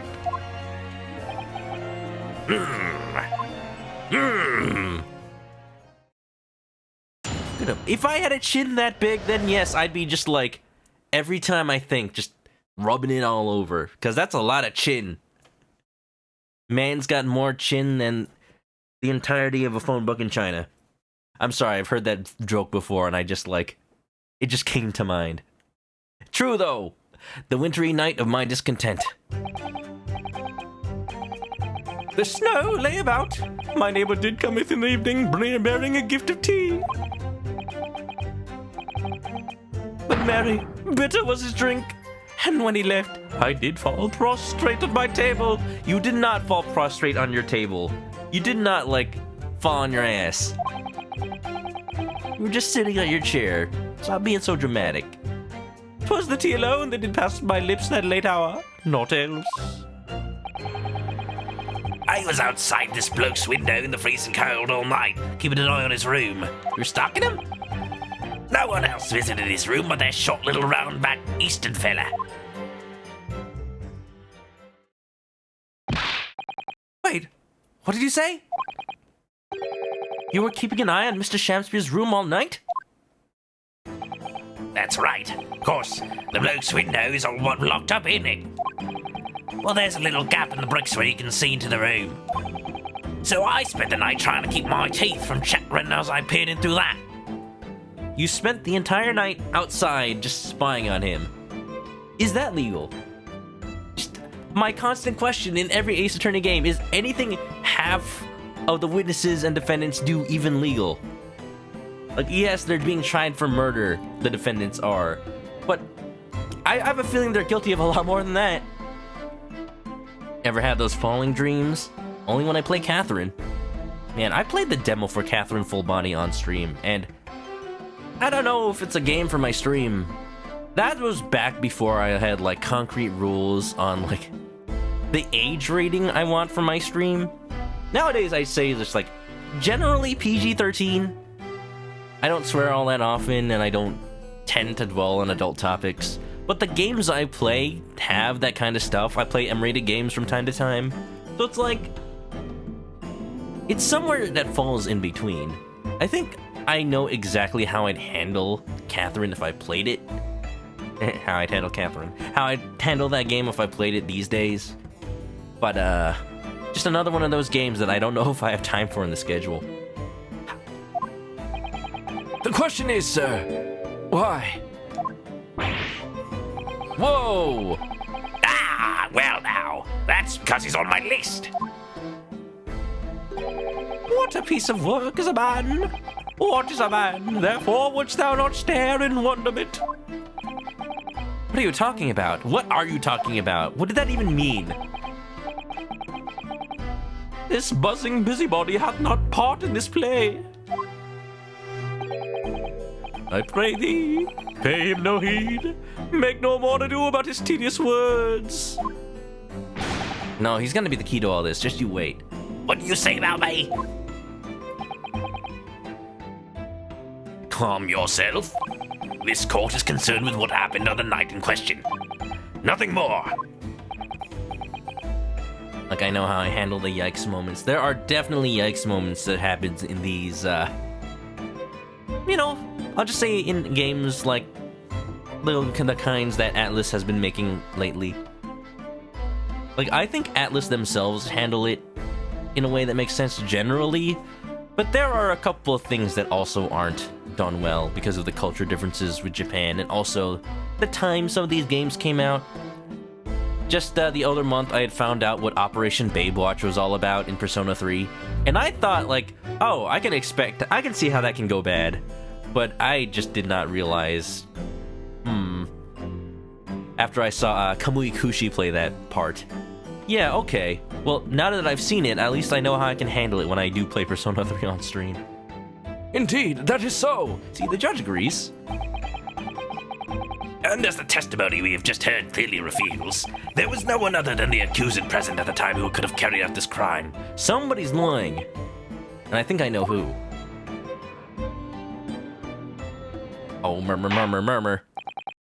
Well, I believe this may be the final testimony of the trial. That's what you think. Final as in Final Fantasy. As in there's at least like 12 and 10-2 more. Now, counsel, the defense may proceed with the cross-examination. Yes, my lord. Murmur, murmur, murmur, murmur, murmur. Dylan says, dreams have a pattern. If there's an open window in your dream, you'll most likely fall out of it. Not too frightening. You're like, all right, you're falling. It's like when you're dreaming, sometimes you feel like, you know, going about your random day, going about your normal life. Sometimes you have ideas like, what if this happened? What if that happened? And of course it doesn't, because the world has rules. Like, What if my refrigerator suddenly fell? What if my coffee maker suddenly exploded? What if, like, I'm driving on the street and suddenly, like, Godzilla burst through and stomped through the bridge I'm driving on? It's just those kind of things that never happen. But I feel like whenever I have that situation in a dream, having those thoughts just, like, causes it to happen. Because it's a dream. So I wonder if there's a link with how people's minds operate while they're awake, and like thinking of what ifs, and then just crossing into the threshold of lucid dreaming, you know? I'm sure there's a whole study about it. I'd like to read more if anybody has a link to a paper. Wintry Night at Disconnect. Cross-Examination 7 Remake Integrate. Don't forget, get it on PS5 for that Yuffie DLC. You get the Cross-Examine Yuffie. I didn't steal that materia. Sure you didn't. Objection. We have testimony from Cloud Strife himself that you did. Also, I just want to say that these models are really good. These are probably still the models from the 3DS version. But, like, you can tell how his neck thing is just one solid cylinder. But the way that it kind of folds and the texture just, like, perfectly encompasses around it makes it look like it's one of those frilly thingamabobbers. That's really, really good. Like, the modelers at Capcom know what they're doing. Sure, it's not a 2D game with sprites anymore, but the 3D modelers also are really clever at Capcom. Let's see. I want to see more Shamspear dialogue. Let's press everything. To be clear, by neighbor, you are referring to the defendant, Mr. Natsume? Oh, indeed, sire. Perchance thou wouldst thou I call him the man from upstairs. And at what time did the mustachio Nipponese visit you in your room? Our meeting was promised for the hour of 9, and lo, did he come to tender a gift of fragrant tea. Details which are in accordance with the defendant's own testimony, yes. And we were broiled in such a literally debate has history have not seen before. By which I presume he means a discussion about who was the stronger, Romeo or Juliet. I, Shamspear, did play the part of young Romeo, whilst my neighbor played the fair Juliet. Oh, Soseki, I bet you played that part perfectly. Soseki Juliet, I want to see that. Just get a picture of the actual Soseki and like deep fake him into the role of Juliet from the movie with Leonardo DiCaprio in it. Each of us dressed as what our characters be, to bring weight upon our merry experiment. I dare not imagine the scene. I dare. Frailty, thy name is woman. Canst thou imagine how dismayed I was? Yes, I'd heard of the Eastern art of Jujitsu. What, you got a Soseki takedown? Now did I dream 'twould be a skill practiced by the comely maiden? He got tossed by Soseki, heck yeah. Everybody knows how to toss in this game. Juliet beat Romeo up? This is not helping our case. It's funny though. I believe the court has heard enough about your earth-shattering literary debate. No, I want to hear more. Give it to me straight. Perhaps you could reiterate your statement about the tea that accused brought to your room. My liege, I am thy servant. Gladly I would do thy bidding. Da-da-da-da. If this were the PS5 version of Cross-Examination 7 Remake, it would only be one new text window with Yuffie, the rest still with someone else. Oh no, and just like a small teaser of like a new piece of evidence that, you know, was sleeping in a coffin for years and years. And that, you know, even the developers are like, of course the evidence doesn't show up. They're sleeping in a coffin. They're not available. But everyone was like, but we want to see this evidence. Anyway. Hold it! Am I talking about that film from the 90s with the crime families? Yeah, that's the one. Honestly, let's bring that back. Can we have, like, a crime drama version of Hamlet where, like,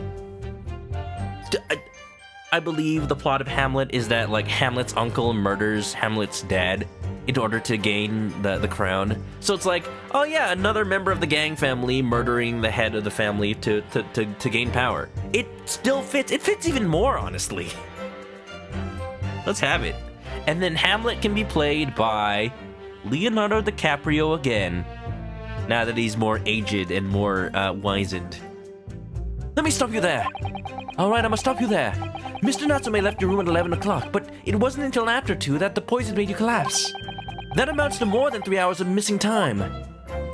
What are you doing, man? I like the dance. Can I copy those moves? Oh yeah. Oh yeah. I need this on loop. That's it. If the defendant had really put the poison into your tea, that 3-hour window of time is something you're going to have to explain. Gladly. 'Tis an easy task. Oh. I thought we had him. What? I did drink of the tea not while my guest did tarry, but after he took leave of me. Faith, 'twas stone cold, but at 1 hour post midnight, verily were my lips parched. Objection! But no! But no, though! That doesn't sound normal. Nay, 'tis quite ordinary, sire. After all, thou wouldst recall our fiery debate. Amidst such argument, there'd be no time for fiery tea. No? You need to hydrate while you're talking, just like I will right now. Ah. Romeo and Juliet again, and who was stronger? Mr. Shakespeare, in summary, allow me to confirm. Did you not come here with the intention of naming your attacker? But of course, my liege. 'Twas the stupid lover of words that attempted to shovel me off this mortal coil. Oh, we all know what that means. I mean, a lot of this is just amounting to that big lie that Soseki did it. It's gotta be a lie, so I'm just leaving this for dialogue. I'm intrigued. How far can he stretch it? So, you didn't have any kind of evening meal? Dinner? Supper? Soap? Ha! Fie on luxury! Fie on gluttony! To eat thrice daily is but a waste of time! Hey, eat breakfast at least. Sorry? I would have that my belly were full, no more often than the sun doth rise! Once a day? To be fair, some people do that. Well, most heroic eating habits, I must say. Heroic how? Night and day do I fill my hours with learned study of the great bard and playwright. Hence is it that thou doth not in my chamber be, than the customs of mine art. So what you're saying is, you spend all of your money on costumes and you can't even afford food 3 times a day. Shakespeare. That's what he means. That would appear to be the case, as even a rodent was found starved to death in your room. Oh, poor mouse. Rest in peace, Mickey. Definitely less fed than the mouse we saw in the hospital. You like that Romeo and Juliet movie? I liked it too. It's been a while since I've seen it. A long while. Actually, I think I haven't seen it since, like, the early 2000s. I'd like to watch it again at some point. What if you had, like, a Doctor Who time machine? Like, you had the entire TARDIS, and then you brought a copy of that movie on VHS, and then you brought it to Shakespeare himself and be like, look at this. This is the culmination of your works, Mr. William Shakespeare. This is how you'll be remembered for years to come. Would he like it, I wonder? Would he be all for it? We can only imagine. I mean, there's that episode of Doctor Who where the Doctor takes Van Gogh to the future to see his work in an actual museum. Now, that is hard. That is just like tugs at your heartstrings. Because you know that Van Gogh was never really respected in his own time. And then to finally see him get all that recognition up there among all the greats of time itself. Just seeing his self-portrait up next to the Mona Lisa, I don't even know. I'm sure it was the Louvre, but I'm not sure if they're literally next to each other in the same room. Could you imagine, though, actually being that artist? That's what's so magical about time travel stories that do that kind of stuff, I think. Now that I think of it, it's not just food that was conspicuously missing from that room, is it? I don't recall seeing a single player script anywhere. It's all in his head. For I have devoured them all. You eat your script? You ate his face? You've eaten them? No, he's memorized them. Every word of me within my skull. Didst thou imagine otherwise? You went to the library and you just memorized all the words. Right, that wasn't misleading at all. Now, could you turn around, do you think? Like a Pokemon in Pokemon Snap. Just showing your back to me all the time. Which brings us to the conclusion that the only way the poison could have passed the victim's lips is in the tea. And that is the tea. Speaking of Pokemon Snap, I didn't realize that there was a new update that came out yesterday. I was also thinking of streaming that. But, I don't know. I don't have really that much of a desire to play the new Pokemon Snap again. Like, it was cool and all, and I'm sure that the new... Wah! Thanks for the hydrate, Twilight Fishy. I will do it again. I do need to drink some more water. Thank you. Like, I'm sure that the new levels of new Pokemon Snap add to that kind of empty feeling I had playing it. But, I don't know. I don't know how excited I am to continue it. Maybe if people ask for it, but until then, let's just say it's not on the schedule. Yeah. You're close to eating only once a day. You only eat when you feel like it. Honestly, it's not that bad. Everybody's different.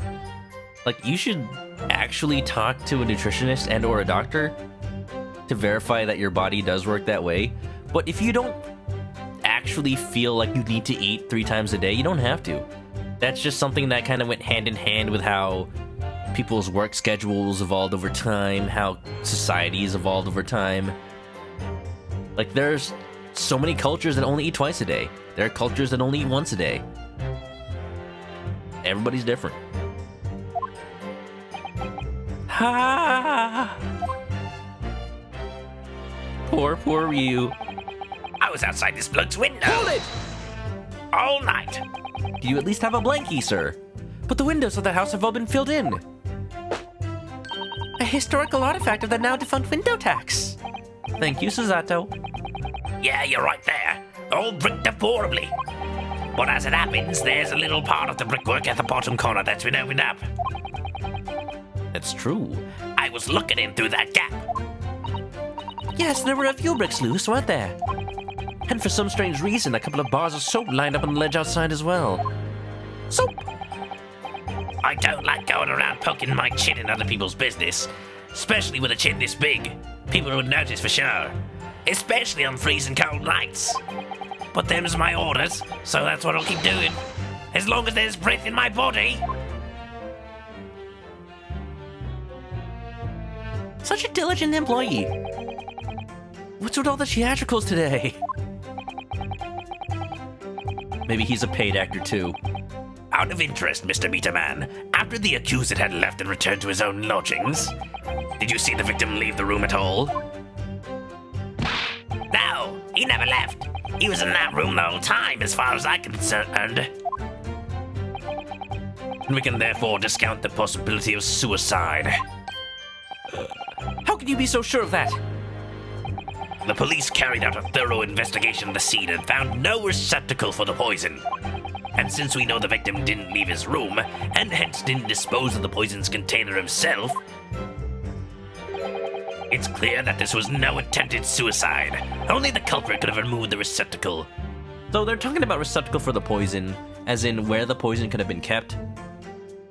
So, like, one possibility, they can't check the tea cups for the poison because there's no tea at all left in them. Have they checked the bottle that Soseki said he brought because the water pipes were frozen? According to him, he used water from that bottle, and I'm assuming they somehow heated it up? That, I'm not sure how. Because that would require them to turn on the gas, and then Mr. Garrett would have noticed, but maybe that's an important point. Yes, lucidly explained, Counsel. Thank you. It really was. You can't argue with that logic.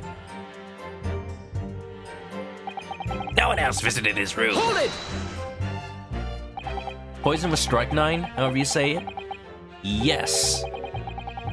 What I'm wondering is how they determine that. But apparently that's just fact. Because if they couldn't test the cups, then I guess they only could have checked it in his body? That has to have been it. You say a short little round-back Eastern fella, but so you can't be sure it was the defendant then? Objection! Aha! Using his vagueness against him.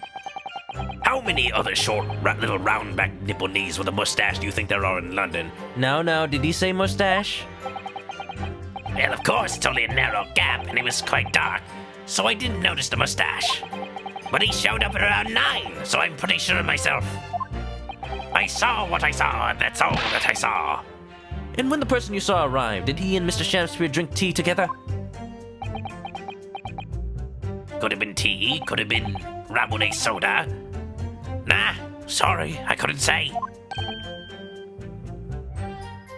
Apparently it's called strychnine. Okay. I still like strychnine though. Alright, we're going strychnine. Do I have to add another, like, curare redemption to my panel points? Why not? Because I couldn't see into the room at all that well, could I? But what I did see was the silhouette of that little round-backed fella wearing a pretty dress. Oh. That does corroborate him dressing up as Juliet. We're really gonna have to go more into detail about that argument, aren't we? Then the pair of them started some kind of wrestling match. Oh! Oh! I tell you, I didn't know what to make of it. Oh, you know, that's just how Romeo and Juliet fight. They're having a wrestling match. They're practicing for the World Wrestling Entertainment Federation. Ha! I suppose that was the Romeo and Juliet championship battle getting underway? They didn't have to act it out. Mr. Meter Man, allow me to confirm one final time. Apart from the accused, can you state with certainty that no one else visited the victim on the night in question? The victim? No question. Gasman's honor. Hold it. Hello?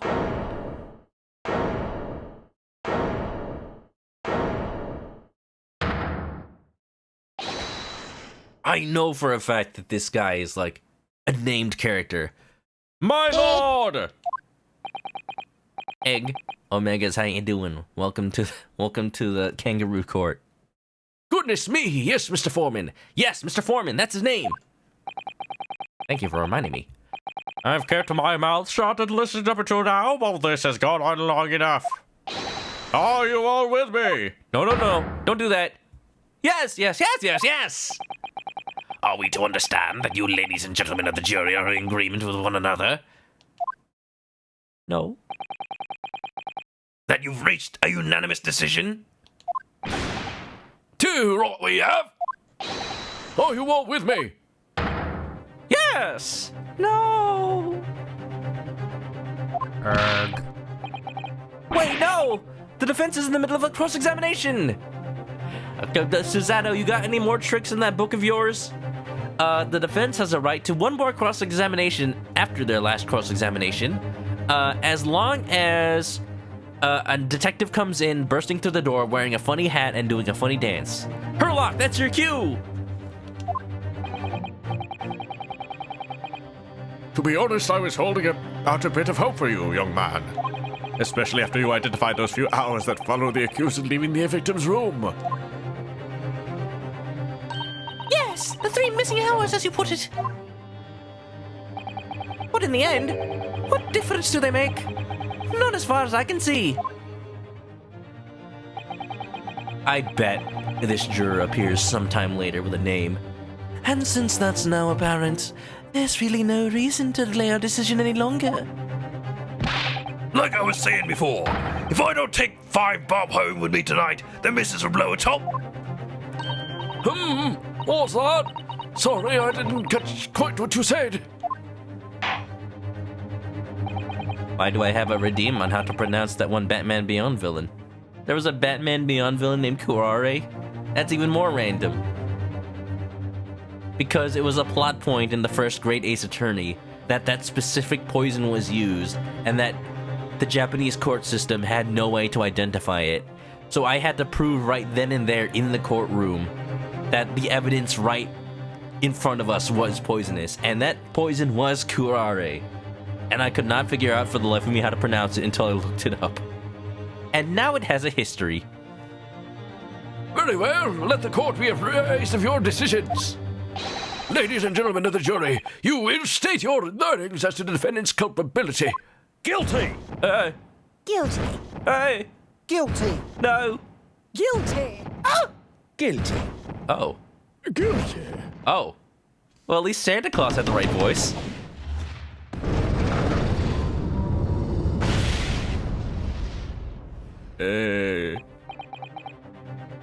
All of you? Well, it would appear that the jury is indeed unanimous.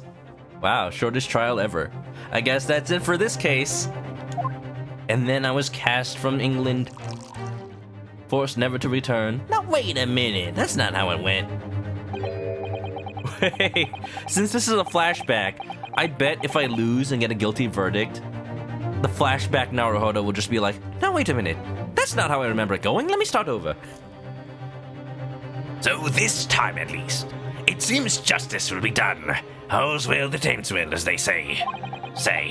This calls for a toast, I feel. To the guilty being punished. To the guilty. No, don't toast to that. Oh. Ah! This can't be happening.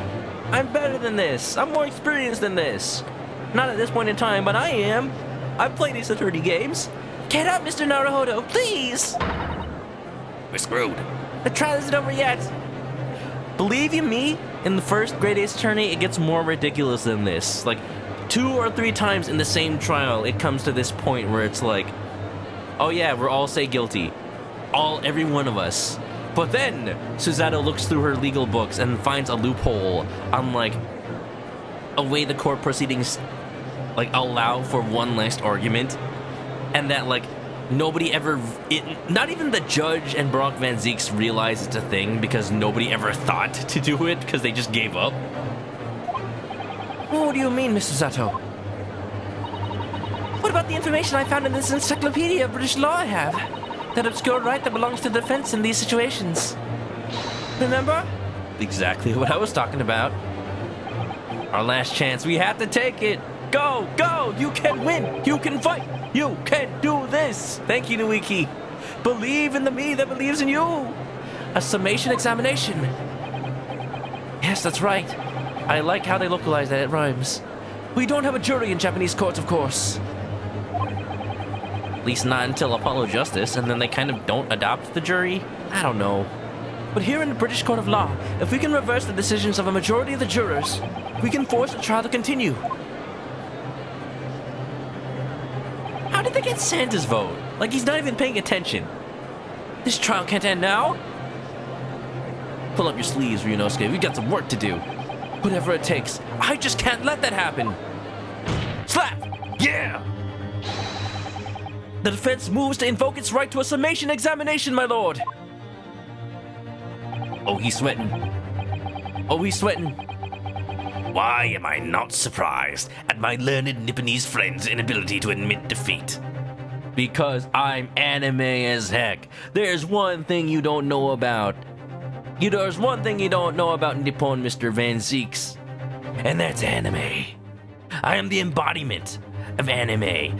Let me just call up upon the power of my friends real quick. I have friends, right? Yeah, me. Okay, Suzato is the power of my friends. She'll do for now.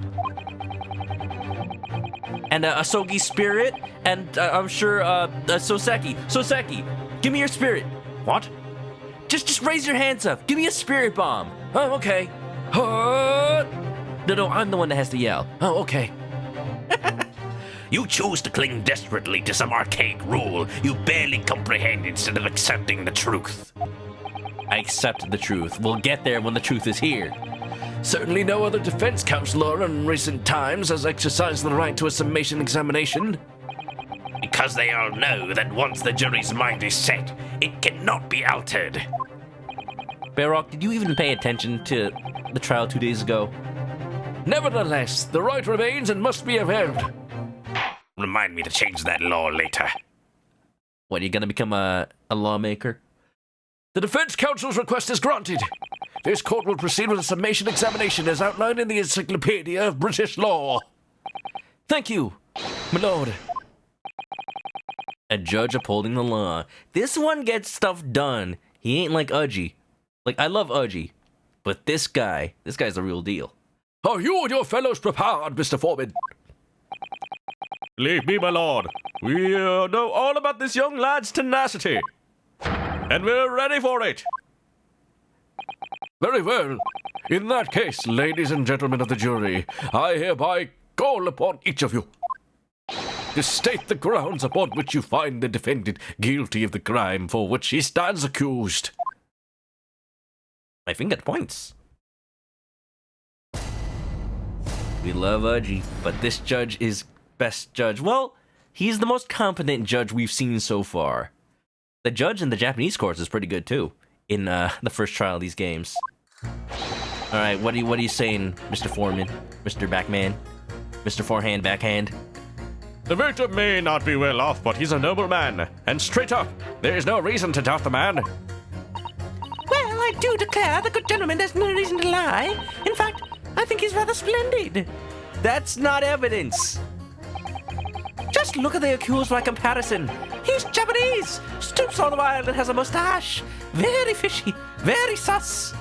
Okay, that's just like borderline racist, though. There's no evidence to suggest the gangling actor is a fraudsman, for now at least. No, yeah. If you're just tuning in, that's a recurring theme with these games. I will mention, and I try not to dwell on it too often because it's gotta keep coming up. Just came out and said it. Looking sus. Wow. I can't believe he said he was sus. Okay, so when this guy said guilty in his voice line, he is a lot more smoother than I expected, actually. I don't really care, I just need this trial to end quickly. No, I can't do that. Let's give him the voice I was giving him before. Juror number 6, however, is exactly how I imagined. 3 hours of missing time is nothing when you reach my age, you know. Nothing at all. Yes, but the defendant is not your age. The defendant is 31. So, here's how this part of the game works, as far as I remember.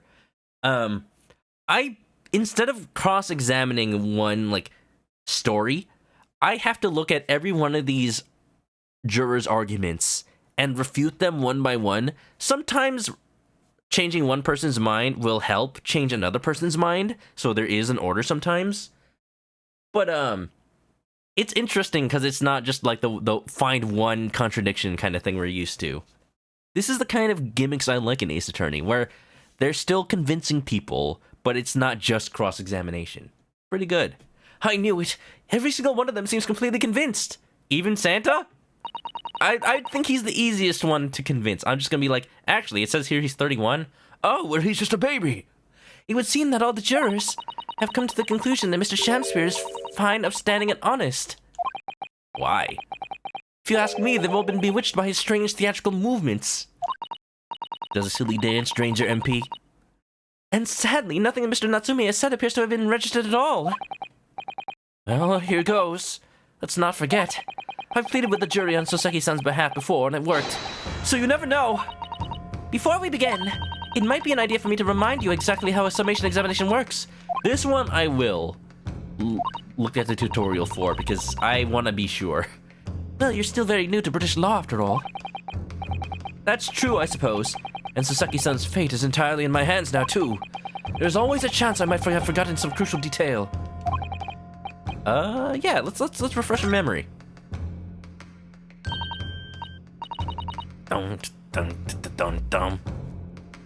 Yeah, Worst Company, I will say, it does a good job of making me feel like I'm really in this time period, for better or worse.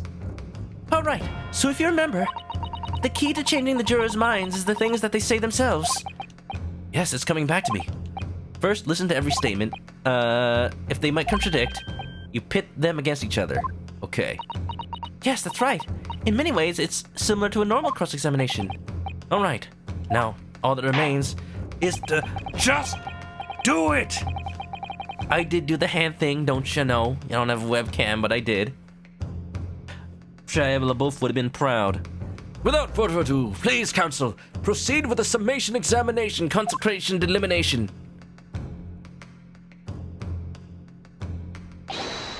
Yes, my lord. I'll let this explanation, and consternation protect the world from devastation and unite all peoples within our nation. The defense is but. Okay. So, if I... Oh, look, at the X button says pit. Pit!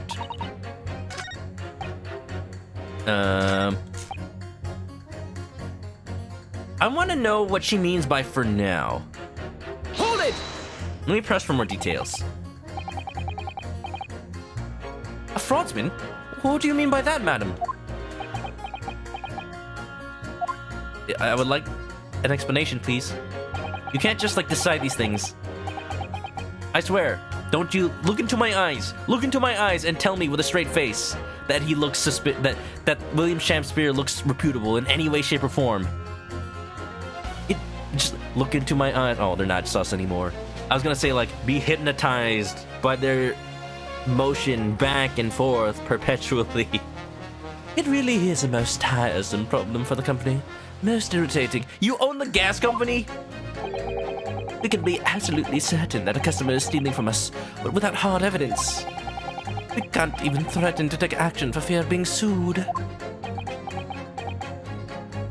I'm sorry, you've lost me a little there. Who are you? We're in a jam. I'm the wife of Augustus Altamont, owner of the Altamont Gas Company. Who decides these jurors? You're supposed to pick jurors not affiliated with the case. That's why they're supposed to be members of the public. This trial is a sham! A sham! Good gracious! Altamont Gas, you say? Yeah, shouldn't they have all said their names and occupations as well? Gas is the future of energy in this country and around the globe, but proper handling is essential. Just throw it all out, get a new jury. As I'm sure our employee from the East End branch office would be the first to agree. Absolutely, Lady Quidby. Gotta be used properly. Ultimate gas is the best in the world, of course, yes. Can I have a raise now? You were not getting a raise, no matter how much you shill. Ah, I think we may have solved the mystery of the bow from earlier, Mr. Naruhodo. Right, he bowed in deference to his employer's wife, did he? Ah, so, would I be right in assuming that the reason Mr. Meterman was watching what Mr. Shamster was up to in his room? I'm afraid that there's no end to the lengths the population of the East End will go in order to steal our gas. So I really had no choice when the company identifies somebody as a possible fraudsman. So what evidence makes you think of that? But to dispatch a worker to watch the suspect day and night? We're very thorough in our investigations. Huh. Okay. So that's a lot of... So that's interesting. So you mean Mr. Shamspear is... I wouldn't come out and say it in public. But you can finish that sentence with a grubby little gas thief. Oh. You have noticed the public gallery in here, have you? And that's probably why people aren't supposed to talk while they're on the jury in real-life courts.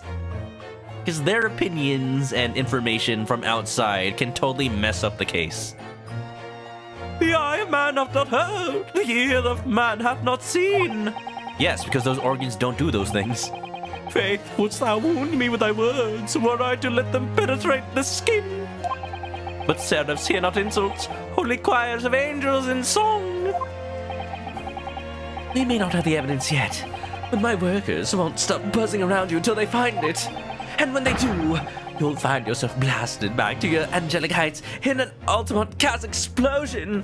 Whoa! Not that kind of gas explosion. Also, that's kind of mean. That's kind of messed up to wish upon somebody you only suspect as stealing gas. So, Mr. Shamspeare's been stealing gas. I wonder, juror number 4, if you wouldn't mind adding that information to your statement. Oh, we adding information now. My pleasure. Was it the bit about ripping that thief apart you enjoyed? A little before the part about Abject violence if it's not too much trouble. Yes, of course. This could be it. This could shift the balance. it's definitely important. So I'm thinking that now that we have a little bit of at least like evidence from her testimony that Mr. William Shakespeare isn't totally upstanding, we can use that against either juror 2 or 1. So let me just see some more detail if possible. He doesn't care, he just wants it to end. That's totally not how you're supposed to be a juror. I don't know how he was allowed to get back into the jury. I'm curious if juror number 6 has anything to do with anything. What do you mean by that, sir? Well, I'm not one to boast, but I get up at 5 every morning, I do. At 5? You're a real early riser then, aren't you? What's that now? I like to wear visors. I said you're an early riser! I take the vaccine visor. That hasn't been invented yet. Oh, well, I wouldn't say that. I mean, I like to while away the hours in the evening reading books as well. I'm an old miser. Well, that's just rude. But about by 2 in the morning, I'm usually too tired to go on. He sleeps at 2 in the morning and gets up at 5? Oh my, that means he only has 3 hours of sleep each night. Mood. What's that, dear? Only 3 hours of sleep each night, Susanoo! That's right, you see. 3 hours of missing time, and like I said, it's not much, is it? It's also not much sleep. No wonder you're always like out of it, dude. 3 hours of sleep. We talking about me? Yeah, we're talking about you, Kamen Rider. Also, welcome on in. How you doing? How was Golden Sun? I saw Kamen Rider playing some Golden Sun 2 and talking to some chickens. Reading my mind, I didn't know you had that kind of power. Maybe I should watch what I think around you. This really isn't helping. Well, excuse me for interrogating Santa Claus. I just want to know if I'm the nice list Santa. Will I get a present this year? Oh, yes. If you stop calling me an old geezer. The key to summation examinations is identifying contradiction. Yeah, I know. Dylan says there's a disclaimer at the end of Mafia 3 talking about discrimination. I see. Yeah, I think that's the way to do it with stuff like this. Like, reminds me of that disclaimer they have in like modern collections of Warner Brothers cartoons. Where like, yes, these depictions were messed up back then, and we acknowledge that, but to cut them out would be tantamount to like pretending they never happened, and that's also not true. Like, you can't just pretend it never happened and that things are just all okay. Like, it's true that things were depicted like that back then, and like, it should be understood as, you know, historical. Not right, definitely not right, but it is how things were, and we can't just like forget. Somehow or another, I need to turn this trial around. I don't know if that's what they were going for in this game, especially because I don't know if Capcom ever intended for it to come to the West, but against all odds, it is here. Hold it! Alright, Mr. Foreman. I don't think his name is actually Foreman. I think they just call whoever's in front the foreperson. I need to remember what his name, like Tallyforth maybe? Something like that. Tally-ho? Well, there are plenty of people in London who seem noble but poor. Couldn't some of them also be liars? I have no doubt about it. Like that shaky client of yours, for example. Not him. Other people who are liars. Absolutely not. Mr. Natsume is no liar. Look, the point is, the only thing that passed the victim's lips that night was the Japanese man's tea. When you take that gas man's testimony into account as well, the truth couldn't be any clearer. Well, it's alarmingly logical. But there's information we don't know. Let me be frank here. Oh, your name's Frank. Solves that mystery. I'm a gentleman with a gentleman's values. Knowing how Ace Attorney named his characters, his name is Frank Gentleman. If it turns out that old Shakespearean chum is a rotten liar after all, I'll gladly change my decision about the defendant. And I'm sure my fellow gentlemen on the jury would do the same. Isn't that right? And ladies. Well, yes, perhaps. Though I don't see it happening. I don't have, like, reason to think this, but I strongly believe I gave this lad an Irish accent 2 years ago, so I'm just going with that now. And if that's true, just from me thinking, like, that's what I would have done, and knowing myself, then hot diggity dog, then I am good.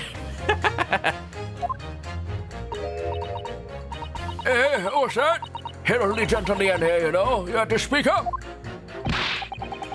Look, I don't really care about all that nonsense. I just need this trial to be over. How many gentlemen do we actually have on the jury, then? Gentle they are not. All right, sir. I may hold you to that. Don't forget what you said. Huh. The young man's a leprechaun in training, apparently, based on my voice. Got to follow your nose. That's Fruit Loops. I mean, Soseki's a bit of a Fruit Loop. Alright, okay, so he's changed his statement. You can show me the victim's liar or reconsider my position. I'm gonna go with this for now, because this. Oh, I forgot how this. Ooh, spotlight. Oh, this is so good. Oh, this is so good. The Ace Attorney team may not get that much budget these days, but you can't deny that their production values are aces. Common thief of my company's gas. Objection. Heck yeah. Look at this angle. Those two statements clearly contradict each other. Or rather, they work together. Good gracious. To whose statements do you refer, Counsel? Juror number 1. Hey, what are you yelling about, lad?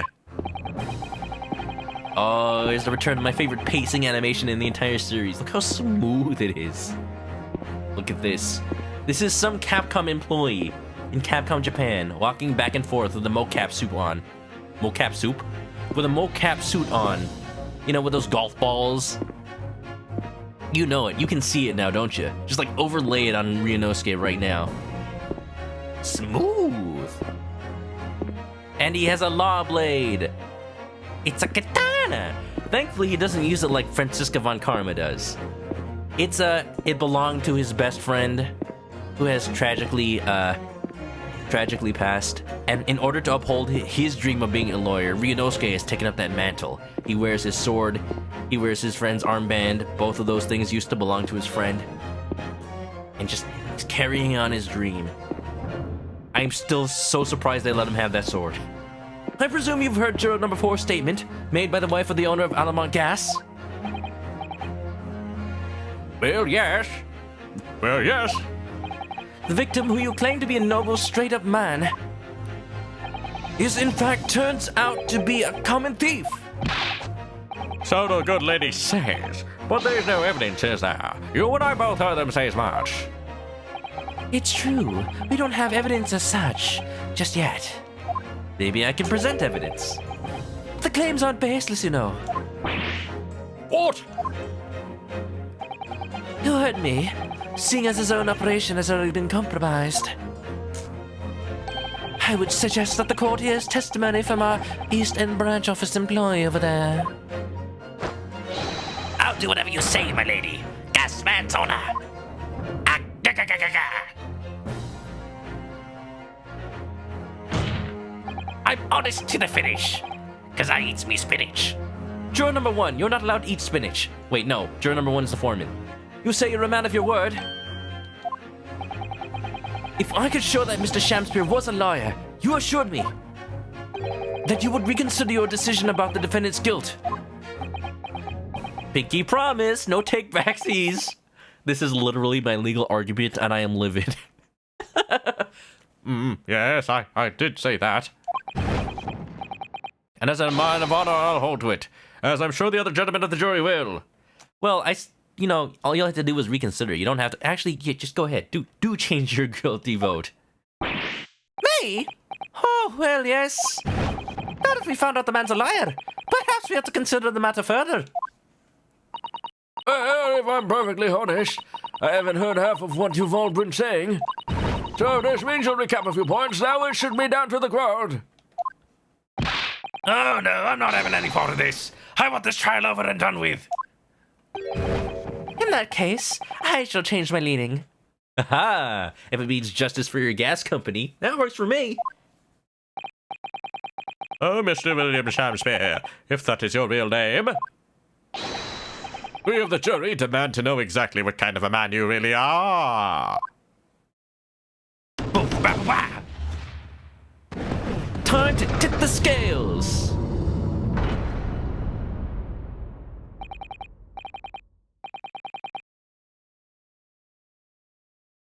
Perfect. That's 4 jurors. 4 not guilty. Yes, Mr. Naruhodo. Victory!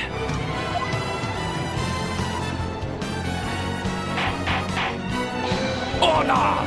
Order! Well, this is quite extraordinary, I must say. You know it. This argument of mine, it burns with an awesome power.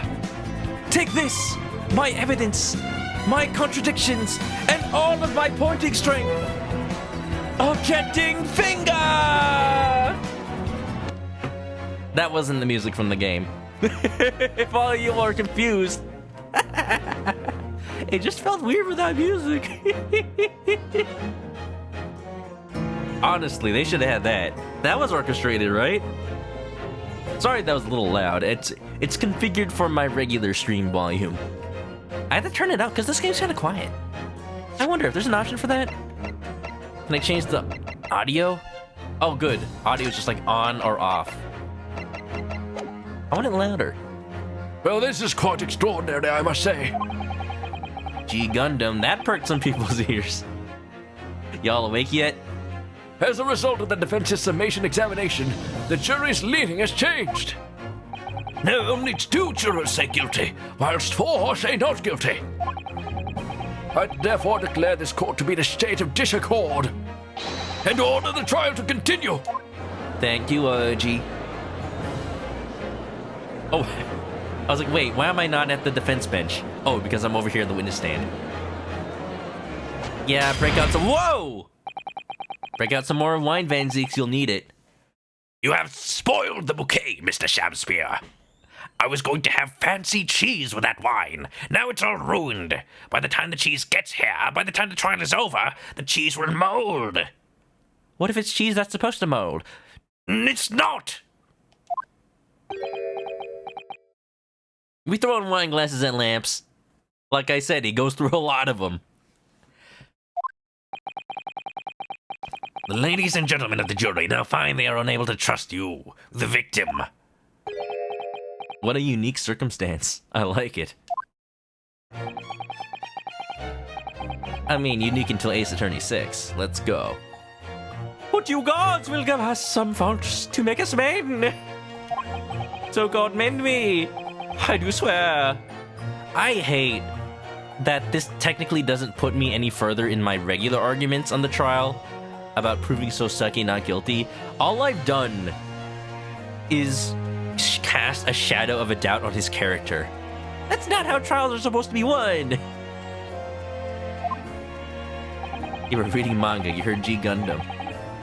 You never know when to expect it. The gas man speaketh that which concerns him most. Not with gas, not with thin air. Aye, it burneth bright a while, but it hath no substance, and it doth reek foul. Not that gas. No one said this court system was the best. Oh, by all means. Honestly, it shows why the court system in the other games may be the way it is, to avoid cases where the jury's just like, I want to go home. I'm gonna feel guilty. How are they letting them say that? Just like, jeez. Because it's a sham court. Oi, what did you say? Do I take it, Mr. Shamspeare, that you deny the allegations of gas thievery? We're proving this now, aren't we? Most heartily, my lord. Hast thou forgot? I am as a seraph, an angel. noble of mind, sweet of nature, and verily honest of heart. Ah, you flowery mouth, pompous beanpole. Beanpole! Just 'cause I haven't got the evidence yet. So I've noticed this before, and I don't think I've elaborated on it, but the coins that were inside the soap bars, I'm assuming he gets like deliveries of soap with these coins that are like made to match the shape and size of actual currency, because the gas lamps and whatnot are coin operated.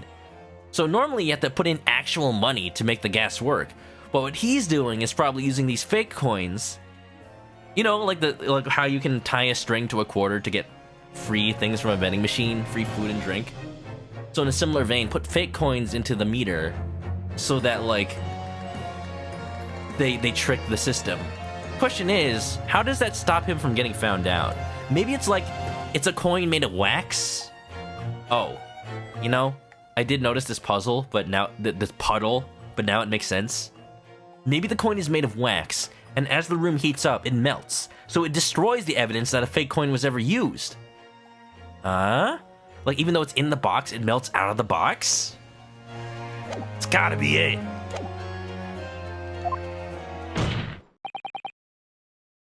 Did you know modern vending machines try that stop the coin finger trick?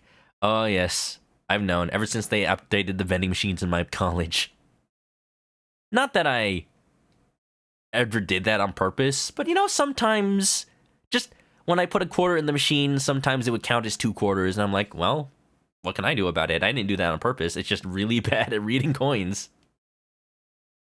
I got a lot of drinks that way. Mr. Shamspeare, if, in fact, you are not noble of mind, sweet of nature, or honest of heart, then you are not worthy of wielding the Zenithian sword and the Keyblade. If you are a liar, then your testimony should have no sway in this courtroom. That's a little bit of a stretch, but I like where he's going. I like his gusto.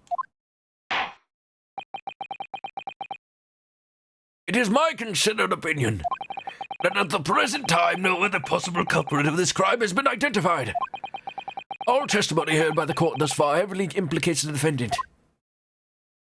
In short, it would not be unreasonable at this stage for me to rule on the case. Wait, no! But we just did all that, though! Oh no! However, in light of the fact that the jury has expressed concern about the fidelity of this witness, I believe it would be inappropriate for this court not to pursue the point further. Objection! Objection! There we go. Powerful. Strong. Leg. I assure you, my lord, that would be a waste of the court's time. The gas in this case are unrelated. That's what you all think. Juror number 4. Yes? Didn't you say before that although you had no hard evidence to prove this man has been stealing gas, you have strong grounds for suspecting him? That's right. We do. Don't we, worker? Absolutely, Lady Quinby. Gasman's honor. You always expect that booming gavel.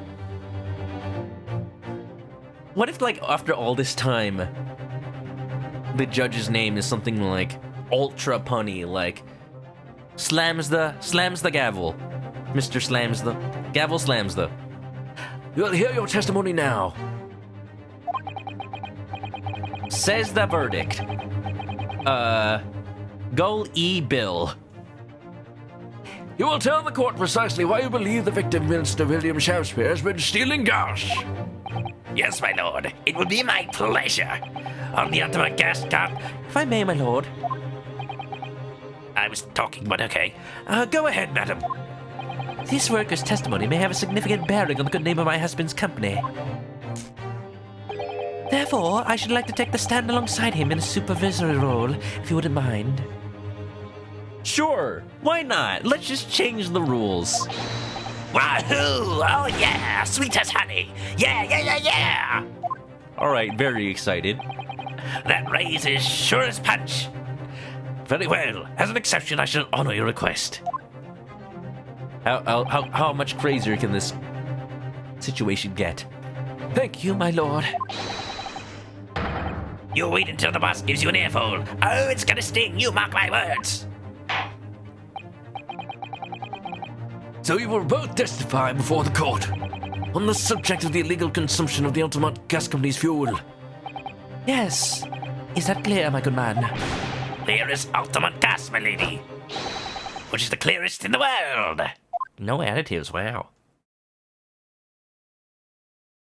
Now, to be fair, modern day gasoline has like coloration and scent added to it, because normally gas actually is colorless and scentless.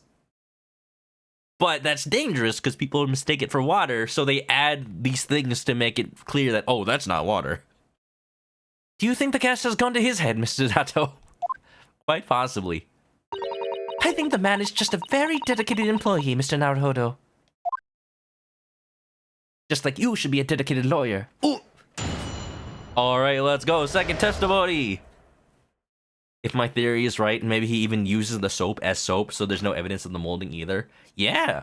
I mean, it's easy enough to just like shape the soap or just melt it a little bit, but even that too. Investigation of the gas company.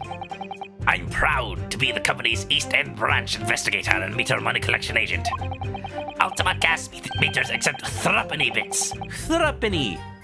I'm assuming that just means 3 penny. I'm looking up what a threepenny looks like right now because that sounds like it would look very fancy. Threepenny bits? Threepenny. Ooh, 3 pence. There's one from 1943. Can I find one from like the 1800s, I wonder? I'm looking on the image search right now, and I'm trying to find like the oldest one I can see. Da dun dun dun ba ba da da da. Well, I'd probably have to look a little bit more for one from this time period, but here's the one I saw. It's got like flowers on it. Yeah, look at that, 3 pence. Oh, and I like how coins from other nations tend to have this like, how many sides is this? 1, 2, 3, 4, 5, 6, 7, 8, 9, 10, 11, 12? What would that be called? Like dodecagonal shape? Very nice, very fancy. Each coin giving customers about 2 hours of gorgeous gas. And yet the meter in Mr. Shamspeare's room didn't have a single coin in it. The meter doesn't appear to have been tampered with, though, and the collection agent has the only key. So now he's using all the flaming gas he wants without paying a penny. If that's not thieving, what is? Yo, be careful with that umbrella, ma'am. You might hit somebody. You might put another scar on this man's chin. Like, on the other side. Pray forgive the discourtesy. The irrelevance of this testimony caused me to turn to my hallowed chalice. What do you mean by that remark, Lord Van Zeeks? I mean, it was so boring, I really said, I'm not drunk enough for this. Did the mustachioed Nipponese poison the gangling excuse for an actor, or didn't he? That is all that should concern this court. And yet, now we must listen to this. Aberrance. Somebody move that lamp before it sets the entire court on fire. Clearly, what separates the vast British Empire and your Eastern Island nation is more than geographical distance. Well, we don't live on Eastern Island, so that. I said Eastern Island. Oh. But this could turn out to be crucial testimony. The cross-examination must go ahead. Yo! And now we're just hitting random members of the gallery with wine bottles. Man's endangering the entire courtroom. Get him out of here. Get us, like, Prosecutor Ouchie. Give us Winston Payne from the future. He time traveled back in time so he could have a chance at defeating people in court. Dodge the egg! Dodge the wine! Apparently that's what he was gonna have for luncheon. Watch out! Do what you will. Lord Van Zeeks appears to be in a very violent mood. Yes, he does. He woke up on the wrong side of the Bailey. An attempted poisoning and an incident of gas theft with no supporting evidence. The lack of evidence is the evidence, Naruhodo. It's true that they would appear completely unrelated at first glance, but I wonder, The truth tends to be buried in most unusual places. The serfs must be busy cleaning whenever this guy's in court. The janitor's just like, oh no, not another case with Prosecutor Van Zeeks. Maybe he gets paid on commission. Maybe he's like, oh boy, I'm gonna get so much pay. I might even get a threepenny. And the first step in uncovering it would be to establish just who and what this man really is. We got the Sham part down, baby. Alright, as it's past the 2.5 hour mark, I'm gonna go right for the jugular. I'm gonna go right for dialogue that either seems like it would be funny or things that look suspicious. So he's proud. Okay, he's a good employee. That's fine. Threepenny bits. Maybe he'll tell us exactly the measurements of a threepenny. Although, you know, that's probably common knowledge. But hey, I'm from Japan. I don't know that. Oh, I'm sus. I swear, I don't know it. Just tell it to me. So all London houses that have a gas supply are fitted with these gas meters, are they? I wonder if you can still find a house like that. They're the latest model, the height of technology, developed by our company, Altamont Gas. And anyone who uses our gas will have one of these meters in our property, yes. I wonder, is that gas separate from, like, gasoline that you use in a car? Like petrol? Because I know they call it petrol over there. So for 3 pence coins gives 2 hours of gas, most people will use about 3 coins in a night. 9 pence. A bit more than that, usually. If they have both gas lights and a gas stove, that is. Thinking about it, so Seki-san doesn't have a fireplace in that room of his, does he? He did say he was using gas. Some people still used to use candles, of course, and only have gas for heating. Ah, yes. I do remember seeing candles in Mr. Natsume's room, actually. And how does the money in the meter get back to you at the gas company? Every 3 days, gasmen like me visit properties of the gas supply and empty the meters of coins. I must say, the design and manufacture of the new meter cost the company an awful lot of money. But happily, it did put a stop to people not paying the dues, for the most part. I'm gonna be honest, it's a quaint idea as a programmer. But, in the programming biz, in the web development biz, we call that, client-side security, which is like the equivalent of stopping people from dialing certain phone numbers by putting foil over the numbers they shouldn't press. Like, it can be easily defeated because the client has physical access. Or, you know, just virtual access. Basically, they're the ones who can change it. As we can see. Because they have to pay in advance, you mean? Yes, exactly right. And yet the meter in Mr. Shamspeare's room didn't have a single coin in it. Hold it! Now, why do you think that is? Out of interest, how long has this been going on? Weeks and weeks! He's been pinching gas off us for ages. You think they'd approach him about it and being like, yeah, we know. We know. Like that letter in Skyrim that's like the bloody handprint and it's like, we know. And you've examined the meter in Mr. Shamspeare's room, I take it? Naturally. We took it off the wall and went over it with a fine-tooth comb. And found nothing suspicious at all, I presume. No, I'm afraid we didn't. Which is exactly why I demanded a new type of meter to be produced. One with an indestructible lock. The Shamspeare Special. Just because of him? Hey, you know. Was that phrase? Necessity is the mother of invention? They needed to catch this guy in the act, so they invented something new. You know, even since back in the 1800s, companies have been trying to develop ways to squeeze every bit of money out of the customer. Right to their parents and all that. That sounds like it would have cost an awful lot of threepenny pieces. But even after that, the rascal's meter was still empty. I'll never forget the humiliation when I opened up the money box and found it bare. You what? I said, you what? You what? And the look on his face, that smarmy smile of his. Now I want to go back to the first game and hear what they were arguing about, because it was probably that. I pulled the meter straight off the wall and took it back to the office. But you know what? Nothing. Not a trace of it being jimmied open anywhere. Not a single sign. And what's happening to my salary as a result? Down by 3 shillings a day, that's what. A life-threatening situation in a number of ways. Now I see why he's so involved. His own salary is at stake. Nothing became of it. I've still got it. The gas meter? Oh. I can't get over how jiggly this man's chin is. It's like it's just full of water, like it's a big old water balloon. You take a needle and just like, and just all the water comes spilling out. Maybe it's full of gas. Maybe it's full of gasoline. Gross. Right here. He's like a camel. No wonder they call you Meter Man. I think it would be prudent for the court to sequester this item while the trial is going. Gas meter added. Meter dispenses gas, sports a very strong lock, developed specifically with Sham's spear in mind. Definitely. Although at first glance there doesn't seem to be anything unusual about it. Let's move this along, shall we? Continue with your testimony.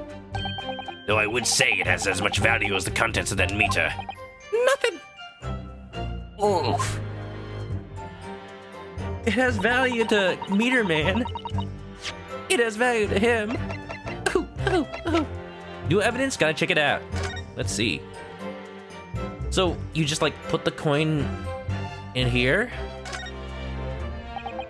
That's a very sturdy looking padlock, isn't it? And the money box is sealed with beeswax too. Beeswax? So if Mr. Sholmes were to get up to any mischief, he'd be found out immediately. Why are we using Sholmes as an example? Mr. Naruhodo, mischief of that kind is not the sort of thing that Mr. Sholmes would... I mean, he'd do it for the sake of science. You know he would. You know you didn't finish that sentence, don't you? Well, anyway. Yeah, he would. Not because he wants to steal gas, but because he wants to get into the mind of a criminal who might want to steal gas. It's understandable that the gas company would want to safeguard the money that's rightfully theirs. But it does feel a bit over the top, perhaps, doesn't it?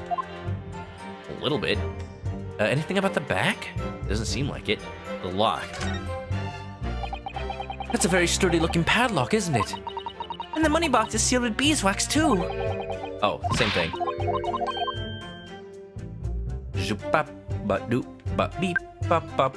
Connects to the piping. That's probably a latch. Nothing else. Wait a minute. Wait right there. Wait a minute right there. Sing toss a coin to your chicken. Oh, valley of plenty. Oh, valley of plenty. Thank you for the 100 bits. Hopefully those don't melt out of a suspicious hole in the bottom of the meter. Haha!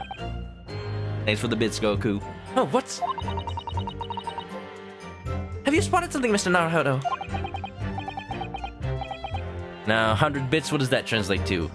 100 pence. Probably not. Just here, there's a little hole, do you see? Goodness, you're right. I wouldn't have noticed. Not a very neat hole, is it? Not professionally made, I'd say. So clearly he just, like, jammed, like, a chisel or something in there and made it himself. So you think it might have been opened by Mr. Shamspeare? Possibly. It seems the people at Ultimate Gas must have missed it. They're probably like, well, you know, coins can't come through that. Coins, no. But liquids, yes. Well, it certainly seems to go all the way through to the inside. Yes, but there's no way a coin can fit through here. That's true, but even so, it seems more than a little suspicious. Sus. There's a tiny hole. My theory is coming together. I wonder. So, okay, the statement I'm looking at, I was looking for the statement that's like, oh, the gas meter has nothing wrong with it. Well, there's a hole. There's a hole in the argument, and there's a hole in the meter. Let me see if I want to press this, though. Nah. Ladies and gentlemen, contradiction? I mean, objection! Lady Automat, I'm afraid to say that this meter clearly does show signs of having been tampered with. What? Nani? Get away! I've been over and over that thing! Over and over. My eyes don't miss a thing. I'm telling you, there's nothing wrong with it. In that case, what do you have to say about the small hole that's been made at the base of the coin box? Ooh. Is there also a hole in the world? You know, after Dr. Eggman is done firing the arc laser at it, maybe. Oh, what? You're right. You're quite right. There's a little hole there. The meters aren't supposed to have that.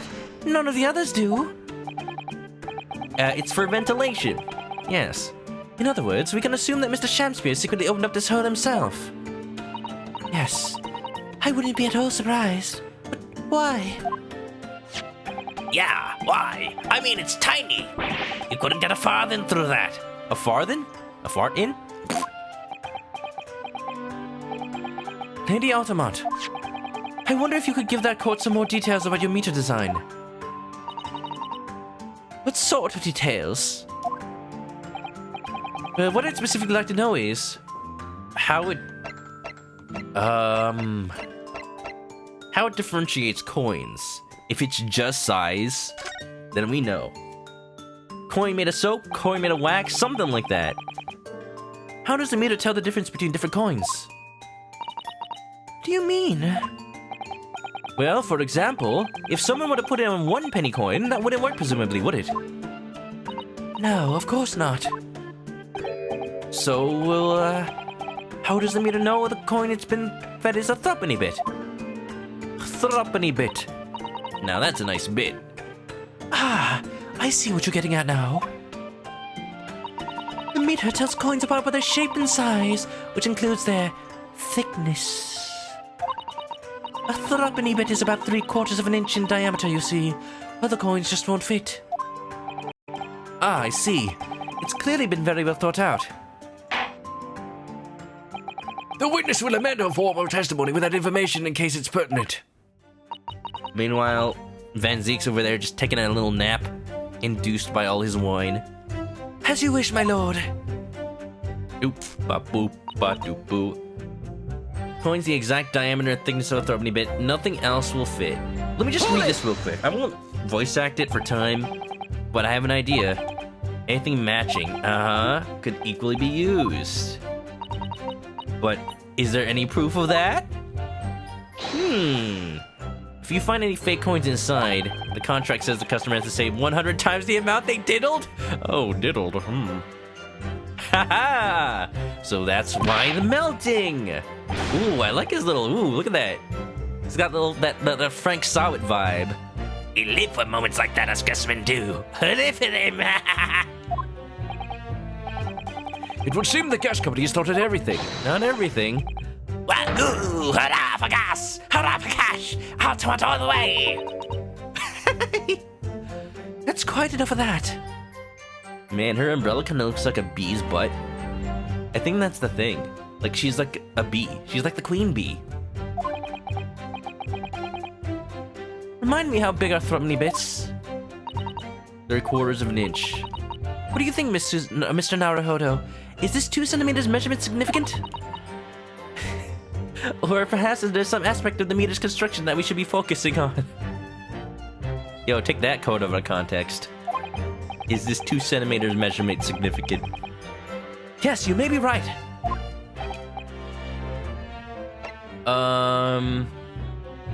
I think we're fine with keeping it as the size. Because then I can present the soap.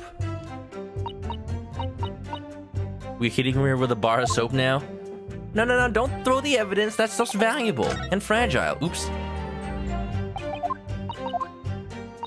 There's one thing I don't like about how Ace Attorney does testimony. It's the fact that going past the last statement forces you to go through the whole end of statement spiel.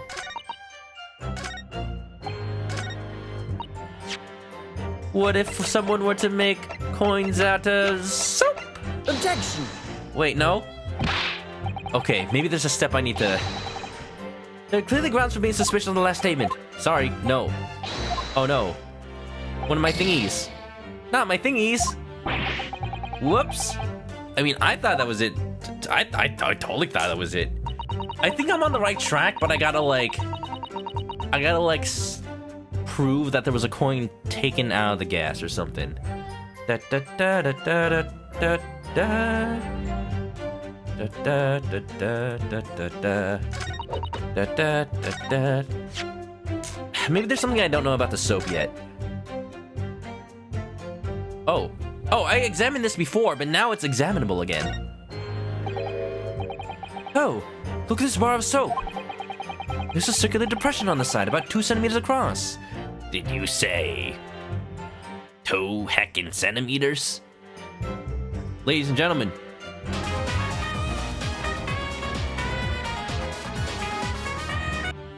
Got him. 2 centimeters, or 3/4 of an inch. Oh, do you think? We did find the soap at the scene, didn't we? Yes, there were 2 bars on that little ledge just outside the window. So we took this one. A clue. Am I gonna start putting like Blue's Clues paw prints on all the evidence we collect? But I'm sure that when we first found it, there was some sort of reddish medallion in the middle there. I remember it clearly. Yes, but there's no sign of it now. Where could it have gone? I wonder. I would have noticed that little puddle. That's gotta be. Maybe if I present it now? Here's hoping I don't lose another one of my thingies. You know what I should do? I should save. That way I don't have to like completely start all over from the beginning of the trial. That would be pertinent. That would be great. Take that. Objection. Save scum, let's go! Let me just confirm something here. If the diameter and thickness were to be correct, the meter would accept any object as if it were a threepenny bit? Is that correct? Yes, that's correct. And I present this chicken as evidence. Why? Because it's delicious. All right. Evidence accepted into the court record. Lilu Payne, how you doing, Lilu? Welcome to, the facts being spit out. Counterfeit money, counterfeit coins. Always. One of my favorite, tropes in these detective novels. Except instead of trying to counterfeit bills, dude's just kind of trying to counterfeit coins to live off gas. Welcome. Hope you're doing well. Good evening.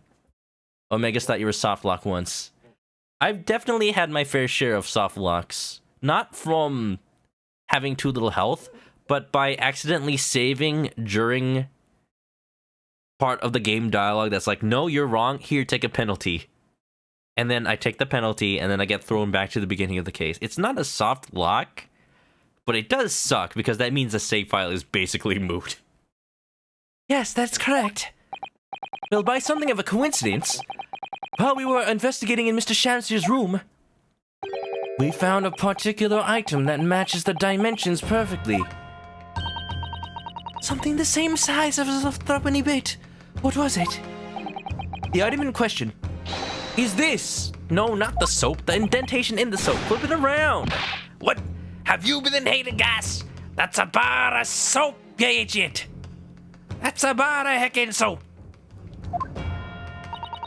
It certainly looks nothing like a threepenny bit, I must say. No, on the other side of the soap. On the front of the backside. Looks like I'm going to have to point out exactly what I mean here. I'm actually kind of mad that it didn't take the soap, like, before I examined it. Because I knew, and I examined it, like, at the beginning of the stream. What's important is that you don't drop it. Right here! You have to turn over the soap to see what I mean. Ah! Look at that perfectly machined bowl. I wonder who's, like, delivering him this soap. Like, they've got to be delivering it to him with the coin inside. Oh, you know what it might be? There's this soap that they actually sell that actually has nothing to do with the case, but, like, there's this real bar of soap that they sell, and it's just called money soap. And what they do is that they put real bills in it, like real legal US tender. And the idea is you buy, like, it's literally gambling in that you buy it, and the bill inside could be a $1 bill, a $5 bill, a 10, a 20, or even a 50. And you're literally like, oh, I can't see. I can kind of see the bill. It's all rolled up. But the more I use the soap, maybe it'll be a 50. And you know, of course, most of them have to be $1. They sell it for $5. So in your mind, your gambling lizard brain's gonna be like, oh, if as long as I get a 5, I'll break even. And you know, with 5, 10s, and 20s, and 50s, the chances are I'll make a profit. But you know, they distribute it so that most of them are 1s. That's how they stay profitable. It's a scam. It's a sham. But you know, what if? Just what if? Has anybody ever gotten one of those? When I, you know, back when we had Christmas parties, we'd exchange gifts. And one year, one person got a little gift basket, and one of the things inside was the money soap. Of course, there was a $1 bill inside. Of course. Never knew they existed. First time you ever seen them. Good. Good. Can you imagine someone giving you one of these as a gift? Like, cool, thanks for the thought. You've essentially given me $1. I guess, that's cool. And some soap. You telling me I'm stinky? You telling me I smell bad? That's why I'm presenting soap as evidence. Cause this entire court is nothing but dirt. Are you referring to the round depression in the middle? That's right. A depression that's approximately 3/4 of an inch in diameter. Or in other words, almost exactly the same size as a threepenny bit. You love it when you're clean while you gamble. Soap scum! When did I think of that? Why didn't I think of that? Get away! Does anyone present have their possession a threepenny bit? In their possession? Quickly now! Hand over your coins, ladies and gentlemen! Now the judge is asking for donations. It sounds rather like a highway robbery, doesn't it? A little bit. It's a community effort. We live for them dad jokes. Hey, that's what a threepenny bit looks like. Got the crown, it's very nice. What's also like cool to me about England's currency is that over time, like it's had a depiction of Queen Elizabeth on it for a long time, because you know she's been the queen for a long time. She's also been clean for a long time because she washes her hands with money soap. But like over the years, it's been updated to her current appearance like all the time, so you can kind of get like just by getting coins of various ages, you can kind of chronicle how the queen looks with age, and it's kind of like it's very regal in a way. It's literally regal. I like the idea. Thanks to a kind member of the public in the gallery, I have here a threepenny bit. What, did you take that from Gina Lestrade? Is it a trick coin? Now to see if it fits. Perfect! My word, it couldn't be more snug! Like a bug in a rug. Egads! Yes, as I suspected. This, without a doubt, is a vital clue to explain how the Ultimate Gas Company is being defrauded. Well, I don't believe it. Oh wow, her dress also looks like a bee. Oh, and yeah, sure, like that. What do they call that? Like, is it a scarf? I'm not sure. But that fur that she has around her neck looks like the fuzz on a queen bee. I like the visualization. That's a pretty dress. Steal her style. Get the bee dress. So your assertion amounts to what? That some inferior bar of soap has a tentative connection to the theft of gas? Yes. I hope. The depression in the soap was clearly made by a threepenny bit. Vampire Man gonna burn the courts down. We didn't start the fire. It was always burning since the court's been turning. Get good inside, ban. I must concur at least at pushing a coin with some force into a poor quality bar of soap such as this. It's a remarkably simple way of replicating the coin's shape. Oh, the soap itself was used as a mold and they melted wax into it. The wax has to have a lower melting point than the soap. That way it can mold and then it can melt when the gas turns up. And then you could use, well, some melted wax or something to pour into the mold. There were candles back in his flat, weren't there? You could make fake coins in no time. His eyes, though. He needs some eye drops. Eureka! This brings all the pieces of the puzzle together. It's the method that Mr. Shamspear has been using to steal the gas. That's the missing link. And now, if I follow that chain of thought, it's going to bring me to a new explanation for what happened that nobody's considered yet. Dear God's hope. But this is all nonsense. If the man had been making fake coins, my worker here would have found them when he emptied the meter. Honestly, Judge, no, don't straighten your toupee. It looks cool like that.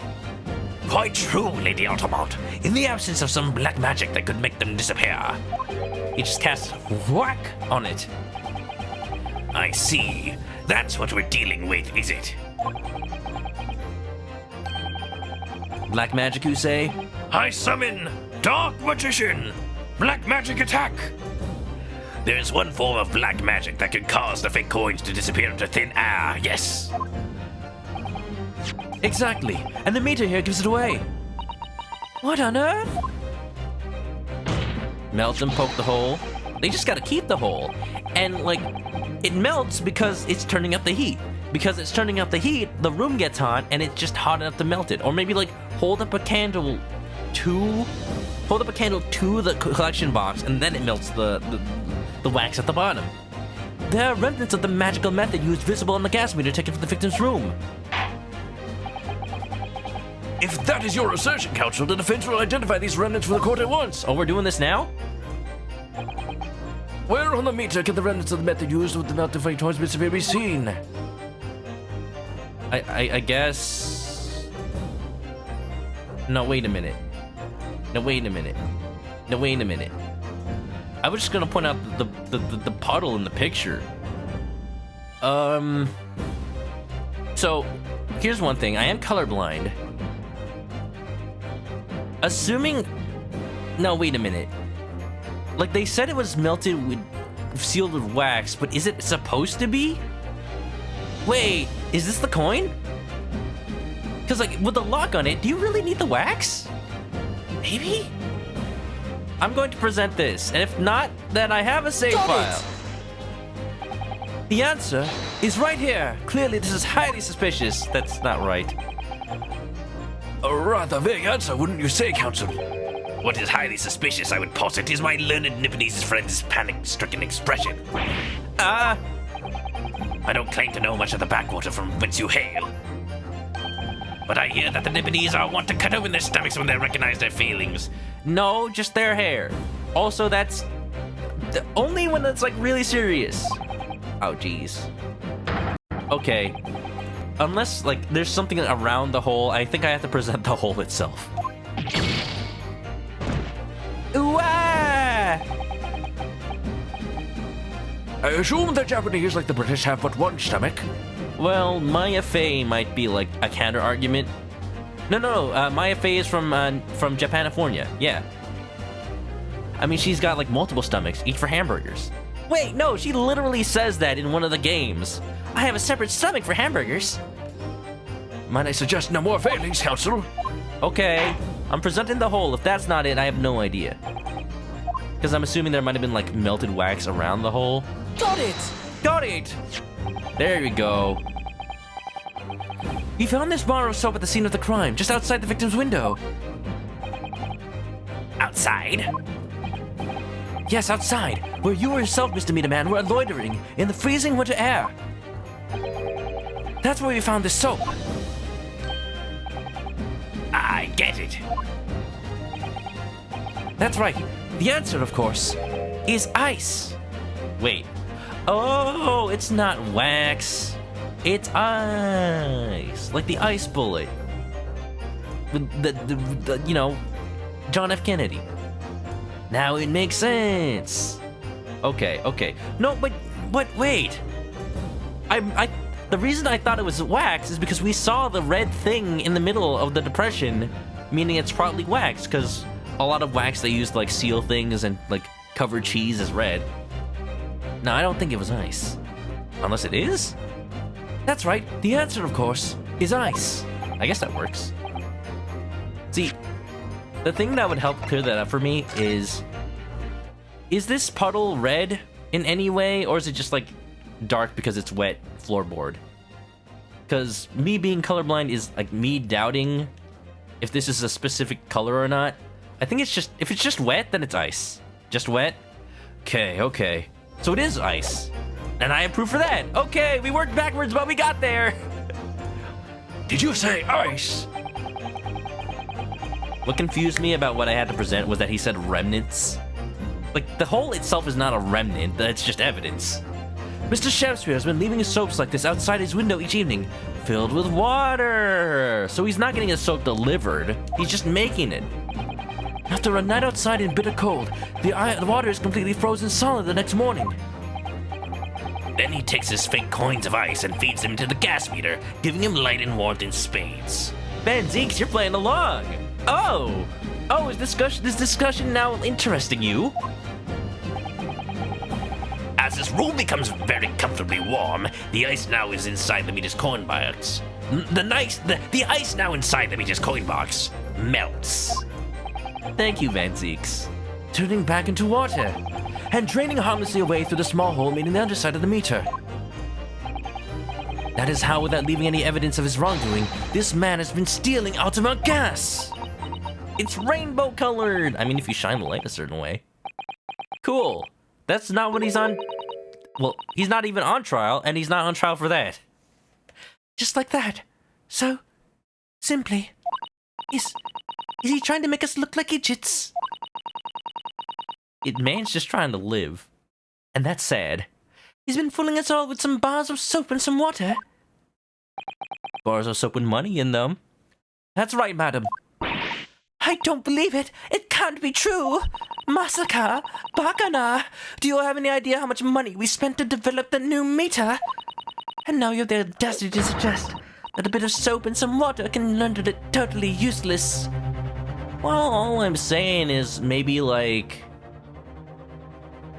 have a weight sensor of some sort that like checks the weight every now and then against how much gas has been used. Like if it says 3 hours worth or 6 hours worth of gas, make sure there are however many 3 pence in there, like by total weight, because the water definitely wouldn't retain that. I guess it would, but not with the hole in it. I'm fairly sure I didn't design it. Evidence! What? Wait, I thought I'm on your side. Sorry? I want evidence. If you're going to stand there and tell me our meters are rubbish, I want to see proof. She's very good at enforcing accountability, isn't she?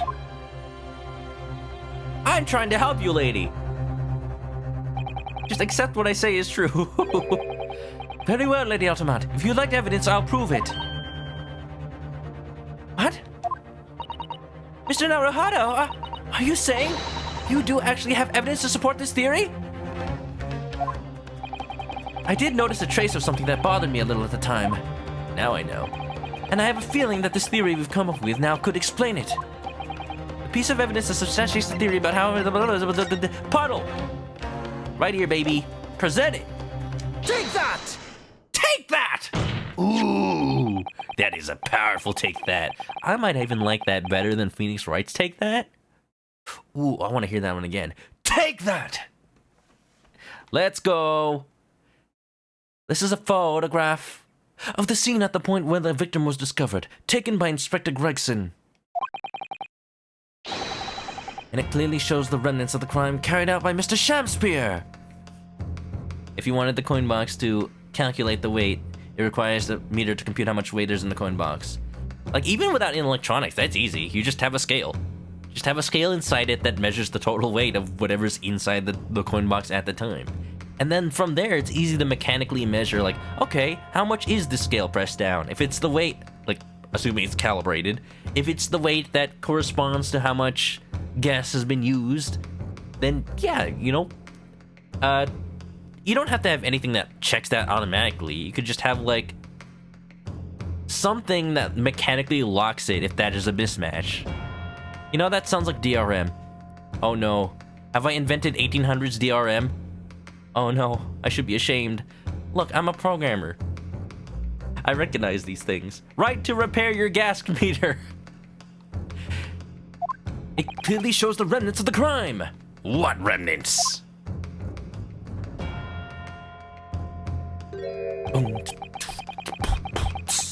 Here you can see the gas meter on the wall in Mr. Shams's room.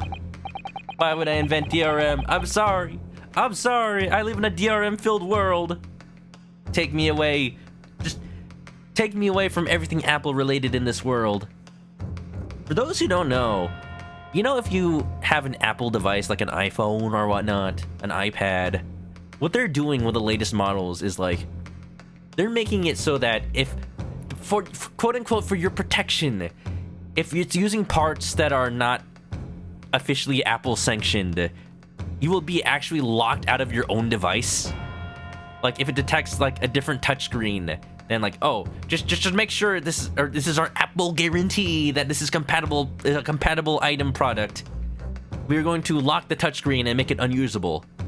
But the thing is, they're doing it even when like you take the touchscreen off of a different iPhone of the exact same model. So it is the exact same part, and by all logic should work.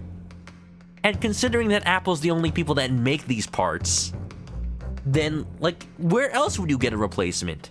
Like, no. They are making it so that you can't repair these things yourself. They are making it so that you can't get them replaced by, like, a repair shop. At least they're trying their hardest to. I'm sure there's ways to, like, crack it or, like, jailbreak it. But that's scummy, and that's the whole subject of this whole right to repair stuff. Sorry, let me get off of my melted ice soapbox. But that's a reason why I will never personally buy Apple products, because that is scummy. That is super scummy. Yeah. I will say that I get my parents' Apple products because it's easy to explain to them how it works. But, like, if you do it because you want to save money, like, oh, hey, there's this Apple Care program and they'll repair it for free, that's just trying to distract from the fact that you should be able to repair it yourself for a very cheap price. Jeez. Anyway, back to the game. It is scummy. It is scummy. Now look closely at the floorboards directly underneath the meter. And that's why you don't use Apple. That being said, I have an iPad because I'm a web developer and I have to test the website on iOS. Now, thankfully, I got the iPad through, like, Best Buy gift cards and whatnot I've had. So, you know, while I did pay for it, it's, like, kind of not my money. I'm just trying to justify it in my mind.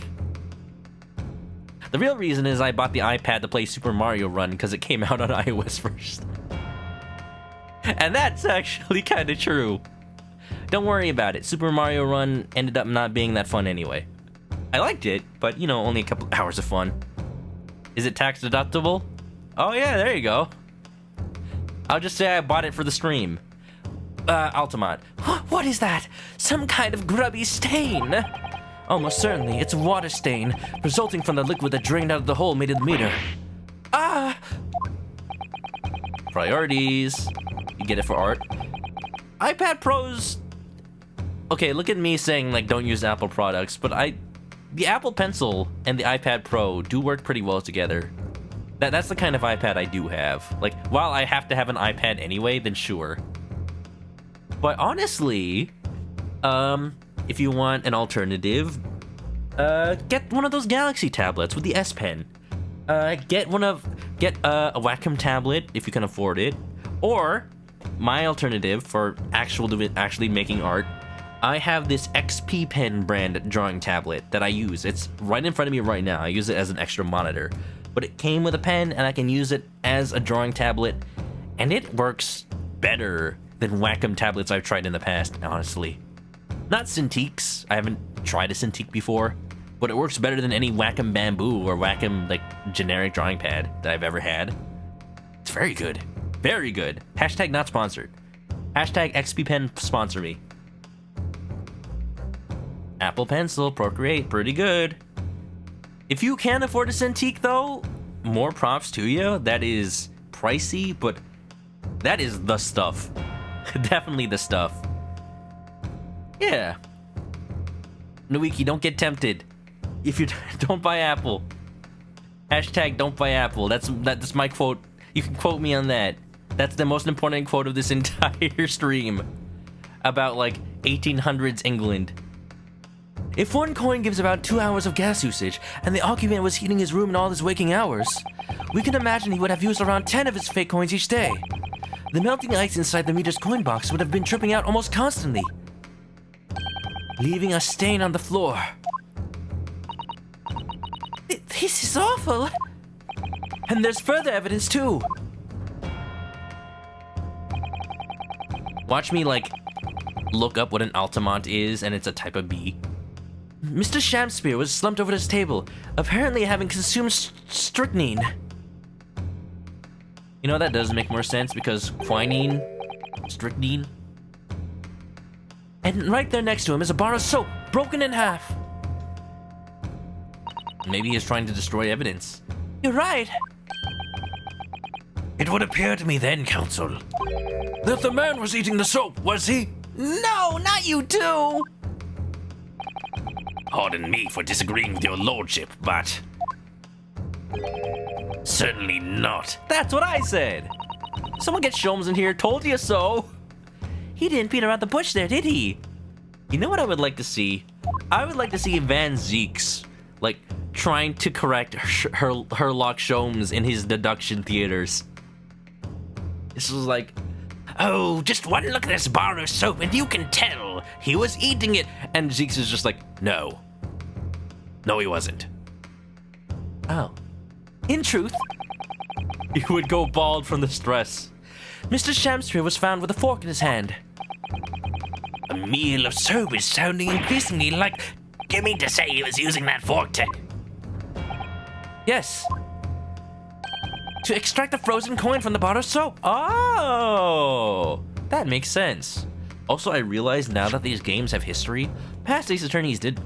I can actually see that whole thing that the judge was saying. Man, a meal of soap is sounding increasingly likely, Lauren Van Zeeks. Ah! You like that idea? Heck yeah. You want to see the judge and Herlock get into the dance of deduction? Like, this isn't Udgy, but he is still a little gullible. But the bar broke in half. So perhaps it didn't go very well. I assume that happens to him every now and then. Good gracious. A little, just a little bit. Whee! Ow! Oh! Mr. Sholmes? Oh, that hit me right on the noggin. Lord Van Zeeks! I was throwing my hand up in despair. Despair! And happened to catch my hallowed bottle on the way. Pray, forgive my maladroit mistake. Oops. It was an unopened bottle as well. Such a shame. Good year, too. What is the meaning of this, Counsel?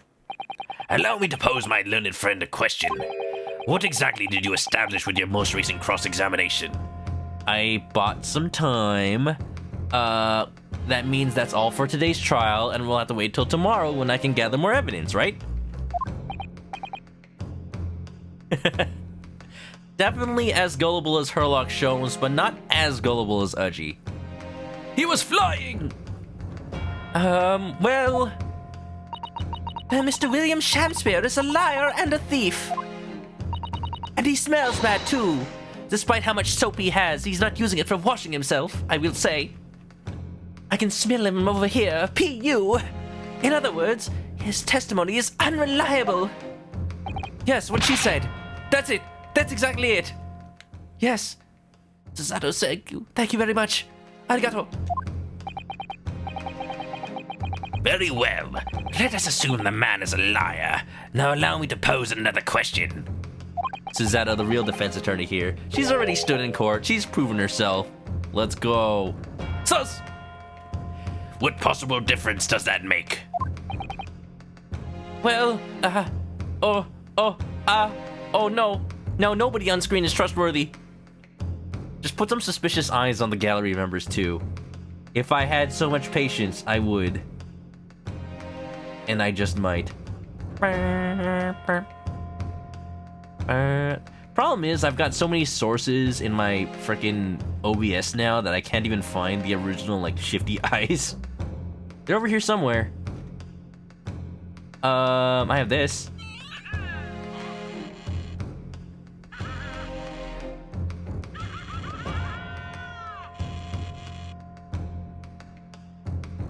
Well, We know that suicide can be discounted.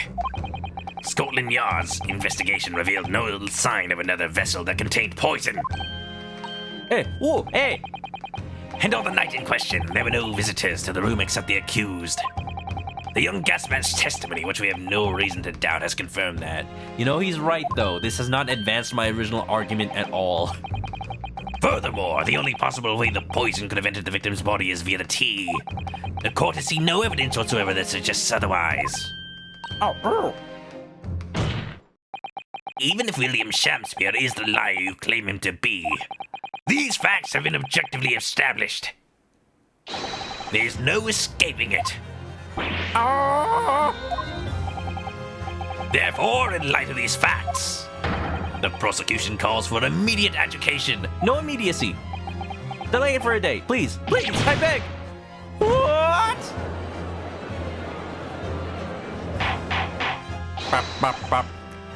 Order! Order! Well, counsel, how does the defense respond? We will have order, or you will be defenestrated. Mr. Naruhodo! But the windows are all bricked up. We'll throw you out the window anyway. What was the point of that last cross-examination? Did it actually get us anywhere? I don't know, I was just following my line of questioning, Ryunosuke. Or did it make no difference at all, like Lord Vasquez is saying? That has to, or else I'm screwed. Let's go. Let's go, we got table slaps. No! This isn't over? Not yet, Snake! The defense will not rest! What?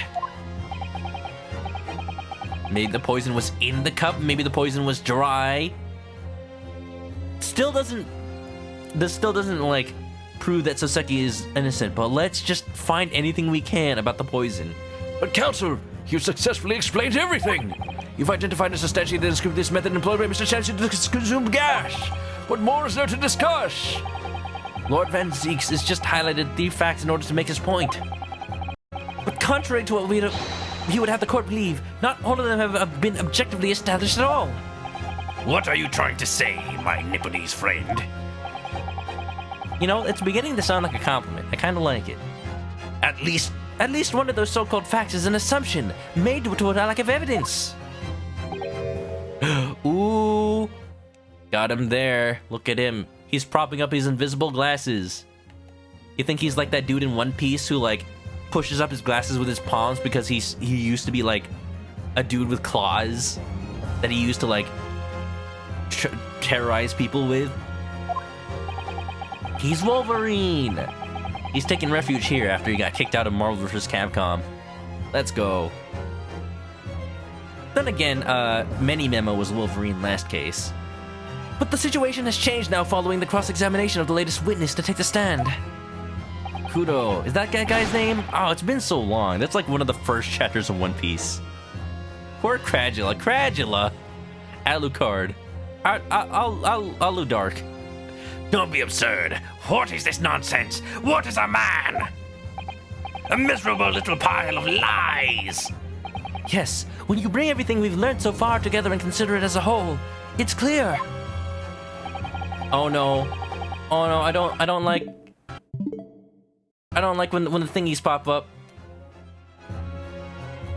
Now we need to reconsider, namely, was the poison in the tea? Was someone else responsible? Was there another visitor? I don't think there was another visitor. I think someone else had to be responsible, and that's what we want to prove in the long run. But it's probably not gonna get me more court time to argue, because everyone's just gonna say like, no, it was Soseki. But since they cannot definitively say whether or not the poison was in the tea, let's push that. Yeah, baby, the thingies went away. That means I'm good. Usually. We've all been led to believe that the strychnine poison that afflicted Mr. Shamspear was in the tea brought to him by Mr. Natsume. But that's conjecture at best. Objection! What? No, what? No. The victim has testified that nothing else passed his lips that night. There is no other possibility. And since there was no trace of the tea left at the scene, it couldn't be tested for traces of the poison. Objection. Now. The tea, put together, passed by his lips, but maybe it was in the water that Soseki brought. As I said, the situation has changed, because in fact, some of Mr. Natsume's tea was left at the scene. And a particular piece of evidence proves it. There was? Hold on, wait.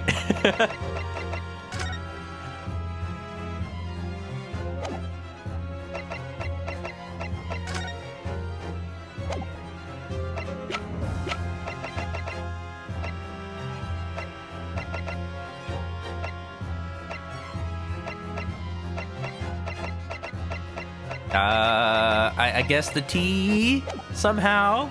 Objection! He made coin from the tea. A ludicrous. Maybe it was frozen tea instead of frozen water. Yeah. Oh, wait a minute. Yeah, the coins were made from the tea. Because the water pipes were frozen, which means he had to use the tea itself to make the coin. A ludicrous claim. Scotland Yard detectives investigated the scene exhaustively. What evidence are you suggesting they missed? The defense has made a bold claim indeed. Very well, counsel. Present your proof. What evidence from the scene of the crime can tell us about the nature of the defendant's tea? So I have to be very careful here. I have to prove, like, the fact that the water pipes were frozen were like, that's only testimony. I don't have that. So what I have to prove is either the fact that the tea was used so late, meaning that he had to use it when he was feeling cold, or the fact that there's, again, the water puddle. I don't think they'd use the water puddle again.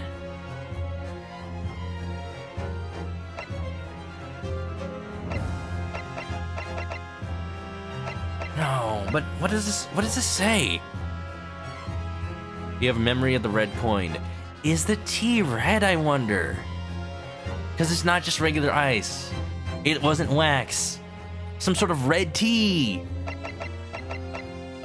Oh, I only got 3 shots at this.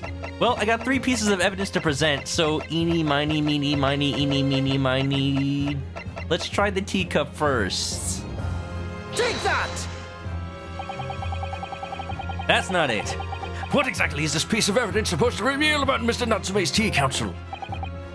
My evidence was so wrong, it turned him young for a second. I suspected it may possibly be related to the tea in some small way.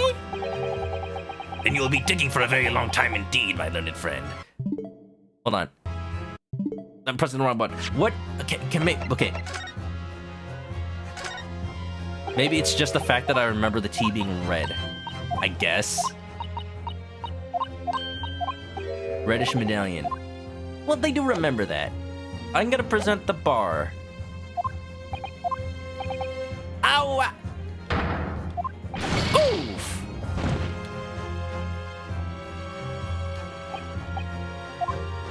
And I advise you to think deeply. Deeply.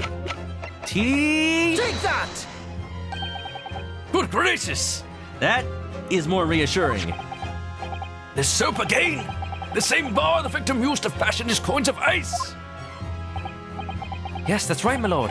It's just come back to me. Something about when we first found this bar of soap at the scene yesterday. It's more bars of soap! Soap? What are bars of soap doing lined up on the ledge outside the window? Because we know now that it can't be wax because it doesn't melt fast enough in the room temperature room. I'm quite certain that when we originally stumbled upon the bars of soap, there was actually a frozen coin in each bar.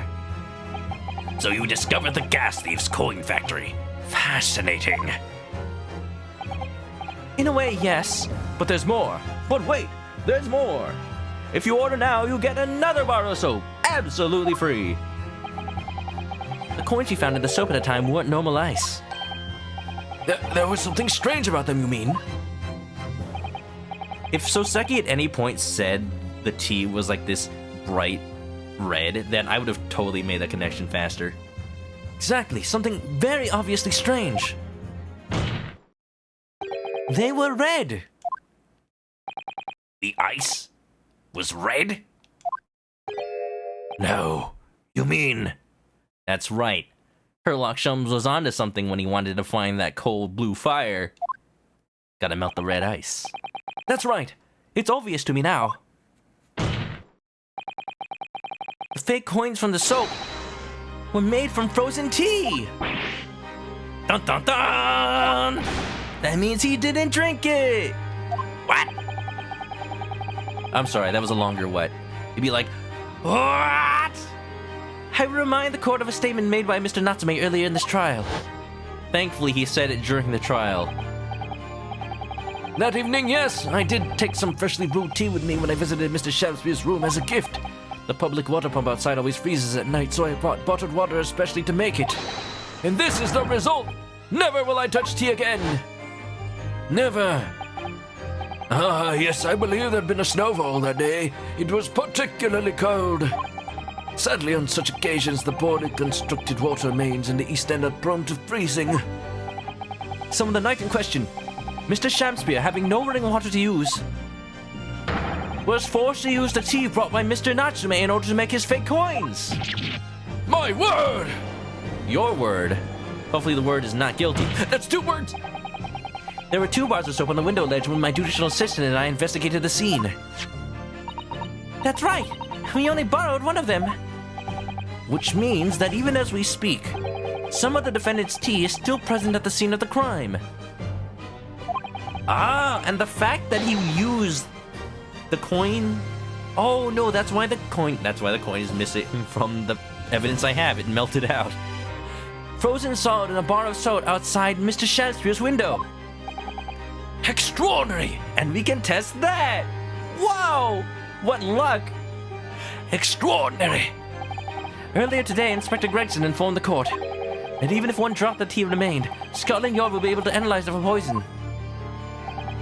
Let's make sure William Shakespeare stays inside the courtroom, else he's probably gonna be like sprinting out to go throw away the soap. As such, we are now in a position to prove or disprove what has now until now been mere conjecture. By finding out for sure whether or not Mr. Natsume's tea actually contains strychnine at all. Or unless he poisoned himself In order to put the blame on Mr. Natsume. But why? Why fake your own death? Now, remember, Romeo and Juliet is apparently a big kind of... What? Wait a minute. What was the poison used in Romeo and Juliet? Juliet. Poison. Like, I can see that where a lot of influence comes from that specific story. So you know how Juliet... If you actually haven't read the story, it's like she took the poison to fake her own death so that she could run away and be with Romeo, but Romeo comes in at just the wrong moment to see her quote-unquote dead, poisons himself. For real. Juliet wakes up and is like, uh-oh, what have I done? I guess we don't know exactly what poison was used. It's just like Shakespeare said, it's a poison of some sort. And then the writers of Ace Attorney had to be like, what poison could have been used? Strychnine. Oh, you smart Nipponese! Thank you. My lord, we cannot do the defendant the injustice of passing judgment now. The police should be dispatched to recover the remaining bar of soap from the scene at once. And the defense requests a thorough analysis of the frozen tea embedded in it to determine whether or not it contains any poison. Easy as 1, 2, 3. Bailiff! Instruct the police to attend the scene at once. Yes, my lord, understood. Just standing there pointing. He's pointing with his left hand. Of course he points with his left hand. We know he points with his left hand. It just looks weird from the back. I think we bought ourselves sufficient time to make a new argument. Heck yeah, baby. I wonder if we'll get investigation day 2. Is it really gonna be that long? It would seem we have no choice but to suspend these proceedings for the time being. Right on cue. I trust you have no objection, Lord Van Zeeks. None, my lord. Kuwabara, Kuwabara. Why do you keep saying that? Oh, it's just a chant to ward off any danger from the stupid arguments being had by the defense. Because I feel like there's about to be more silliness and tomfoolery to come. Fair enough. Scotland Yard will recover the tea from the scene and carry out the requisite tests immediately. The trial will resume at the same hour tomorrow. The prosecution and defense may conduct further investigations as appropriate in the interim. Yes, my lord. Van Zeeks ain't gonna do nothing. Whew. Well, we managed to scrape through there somehow. Thank you, councilors. Court is adjourned until tomorrow. Woo, doggy. It always feels like by the skin of our teeth. That you know, that skin that's just on our teeth, right there. We make it through these court cases. Every single time. I don't know how the Ace Attorney team does it, because there's only so many times you can write that situation. But yet they manage to make it feel as desperate every time. I get it. I feel it. Especially because of the way that case was written. Especially because it was like, oh yeah, I know for a fact I'm not arguing the points that actually lead me to a victory. I'm just doing whatever I can. And very rarely does it feel that stressful.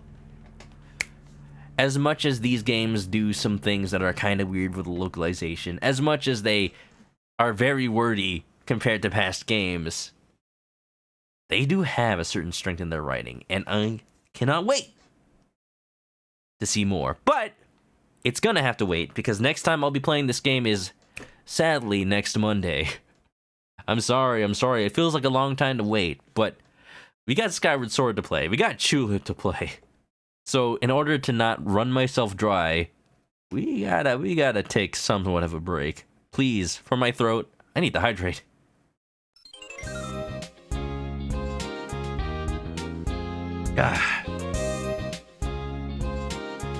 It is ages away, but honestly, like, knowing my limits as a streamer and as a voice actor over these past 3+ years, it's for the best.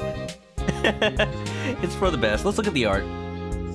If anybody has art for the stream, post it on Discord or tweet it at me, and I'll put it up in the room for all to see. Nothing today, but as always, here's the link to the Discord if you want to see it. And yeah, haven't redeemed any hydrate since you've been here. Like, I still drink water on my own accord. Just hydrate reminds me. And now, you'll remember next time. Thank you. Thank you, Nuiki. And thanks again for raiding on in, if I'm not mistaken about that. For some reason, my activity feed isn't showing. Yeah, 2 days ago you raided. I'll count that. And everybody, it's time. It's time. Didn't raid tonight. Fair enough. I will ask you a question after the YouTube video is done, so stick around for that. But if you need to go to sleep, if you enjoyed, I thank you. Whether you're on the YouTube video, whether you're in the chat, you're sleeping, like, lurkers are appreciated. I do appreciate the value. I appreciate the calm, the coziness of a good lurk. Like, don't ever feel like you have to chat just because. Just, if I know you're enjoying, if I know you're enjoying the show, the game, the voice acting, then I believe in my heart I'm doing something right. And that's something that, I gotta remind myself of, because not a lot of streamers like forget that, whether they're me or someone else. And we gotta remind ourselves, y'all are valid. Thank you for watching. If you need to go to sleep, there's Twitter, there's the links, there's the Twitter, YouTube, Discord in the chat. Follow me on YouTube, follow me on Twitch, all that good stuff. And if you need to go to sleep, there's the chicken. Count it. Count your chickens after they hatch and to go to sleep, just like sheep. I'll catch you next time. Have a good night and stay clucky. Stay clucky. Bye bye.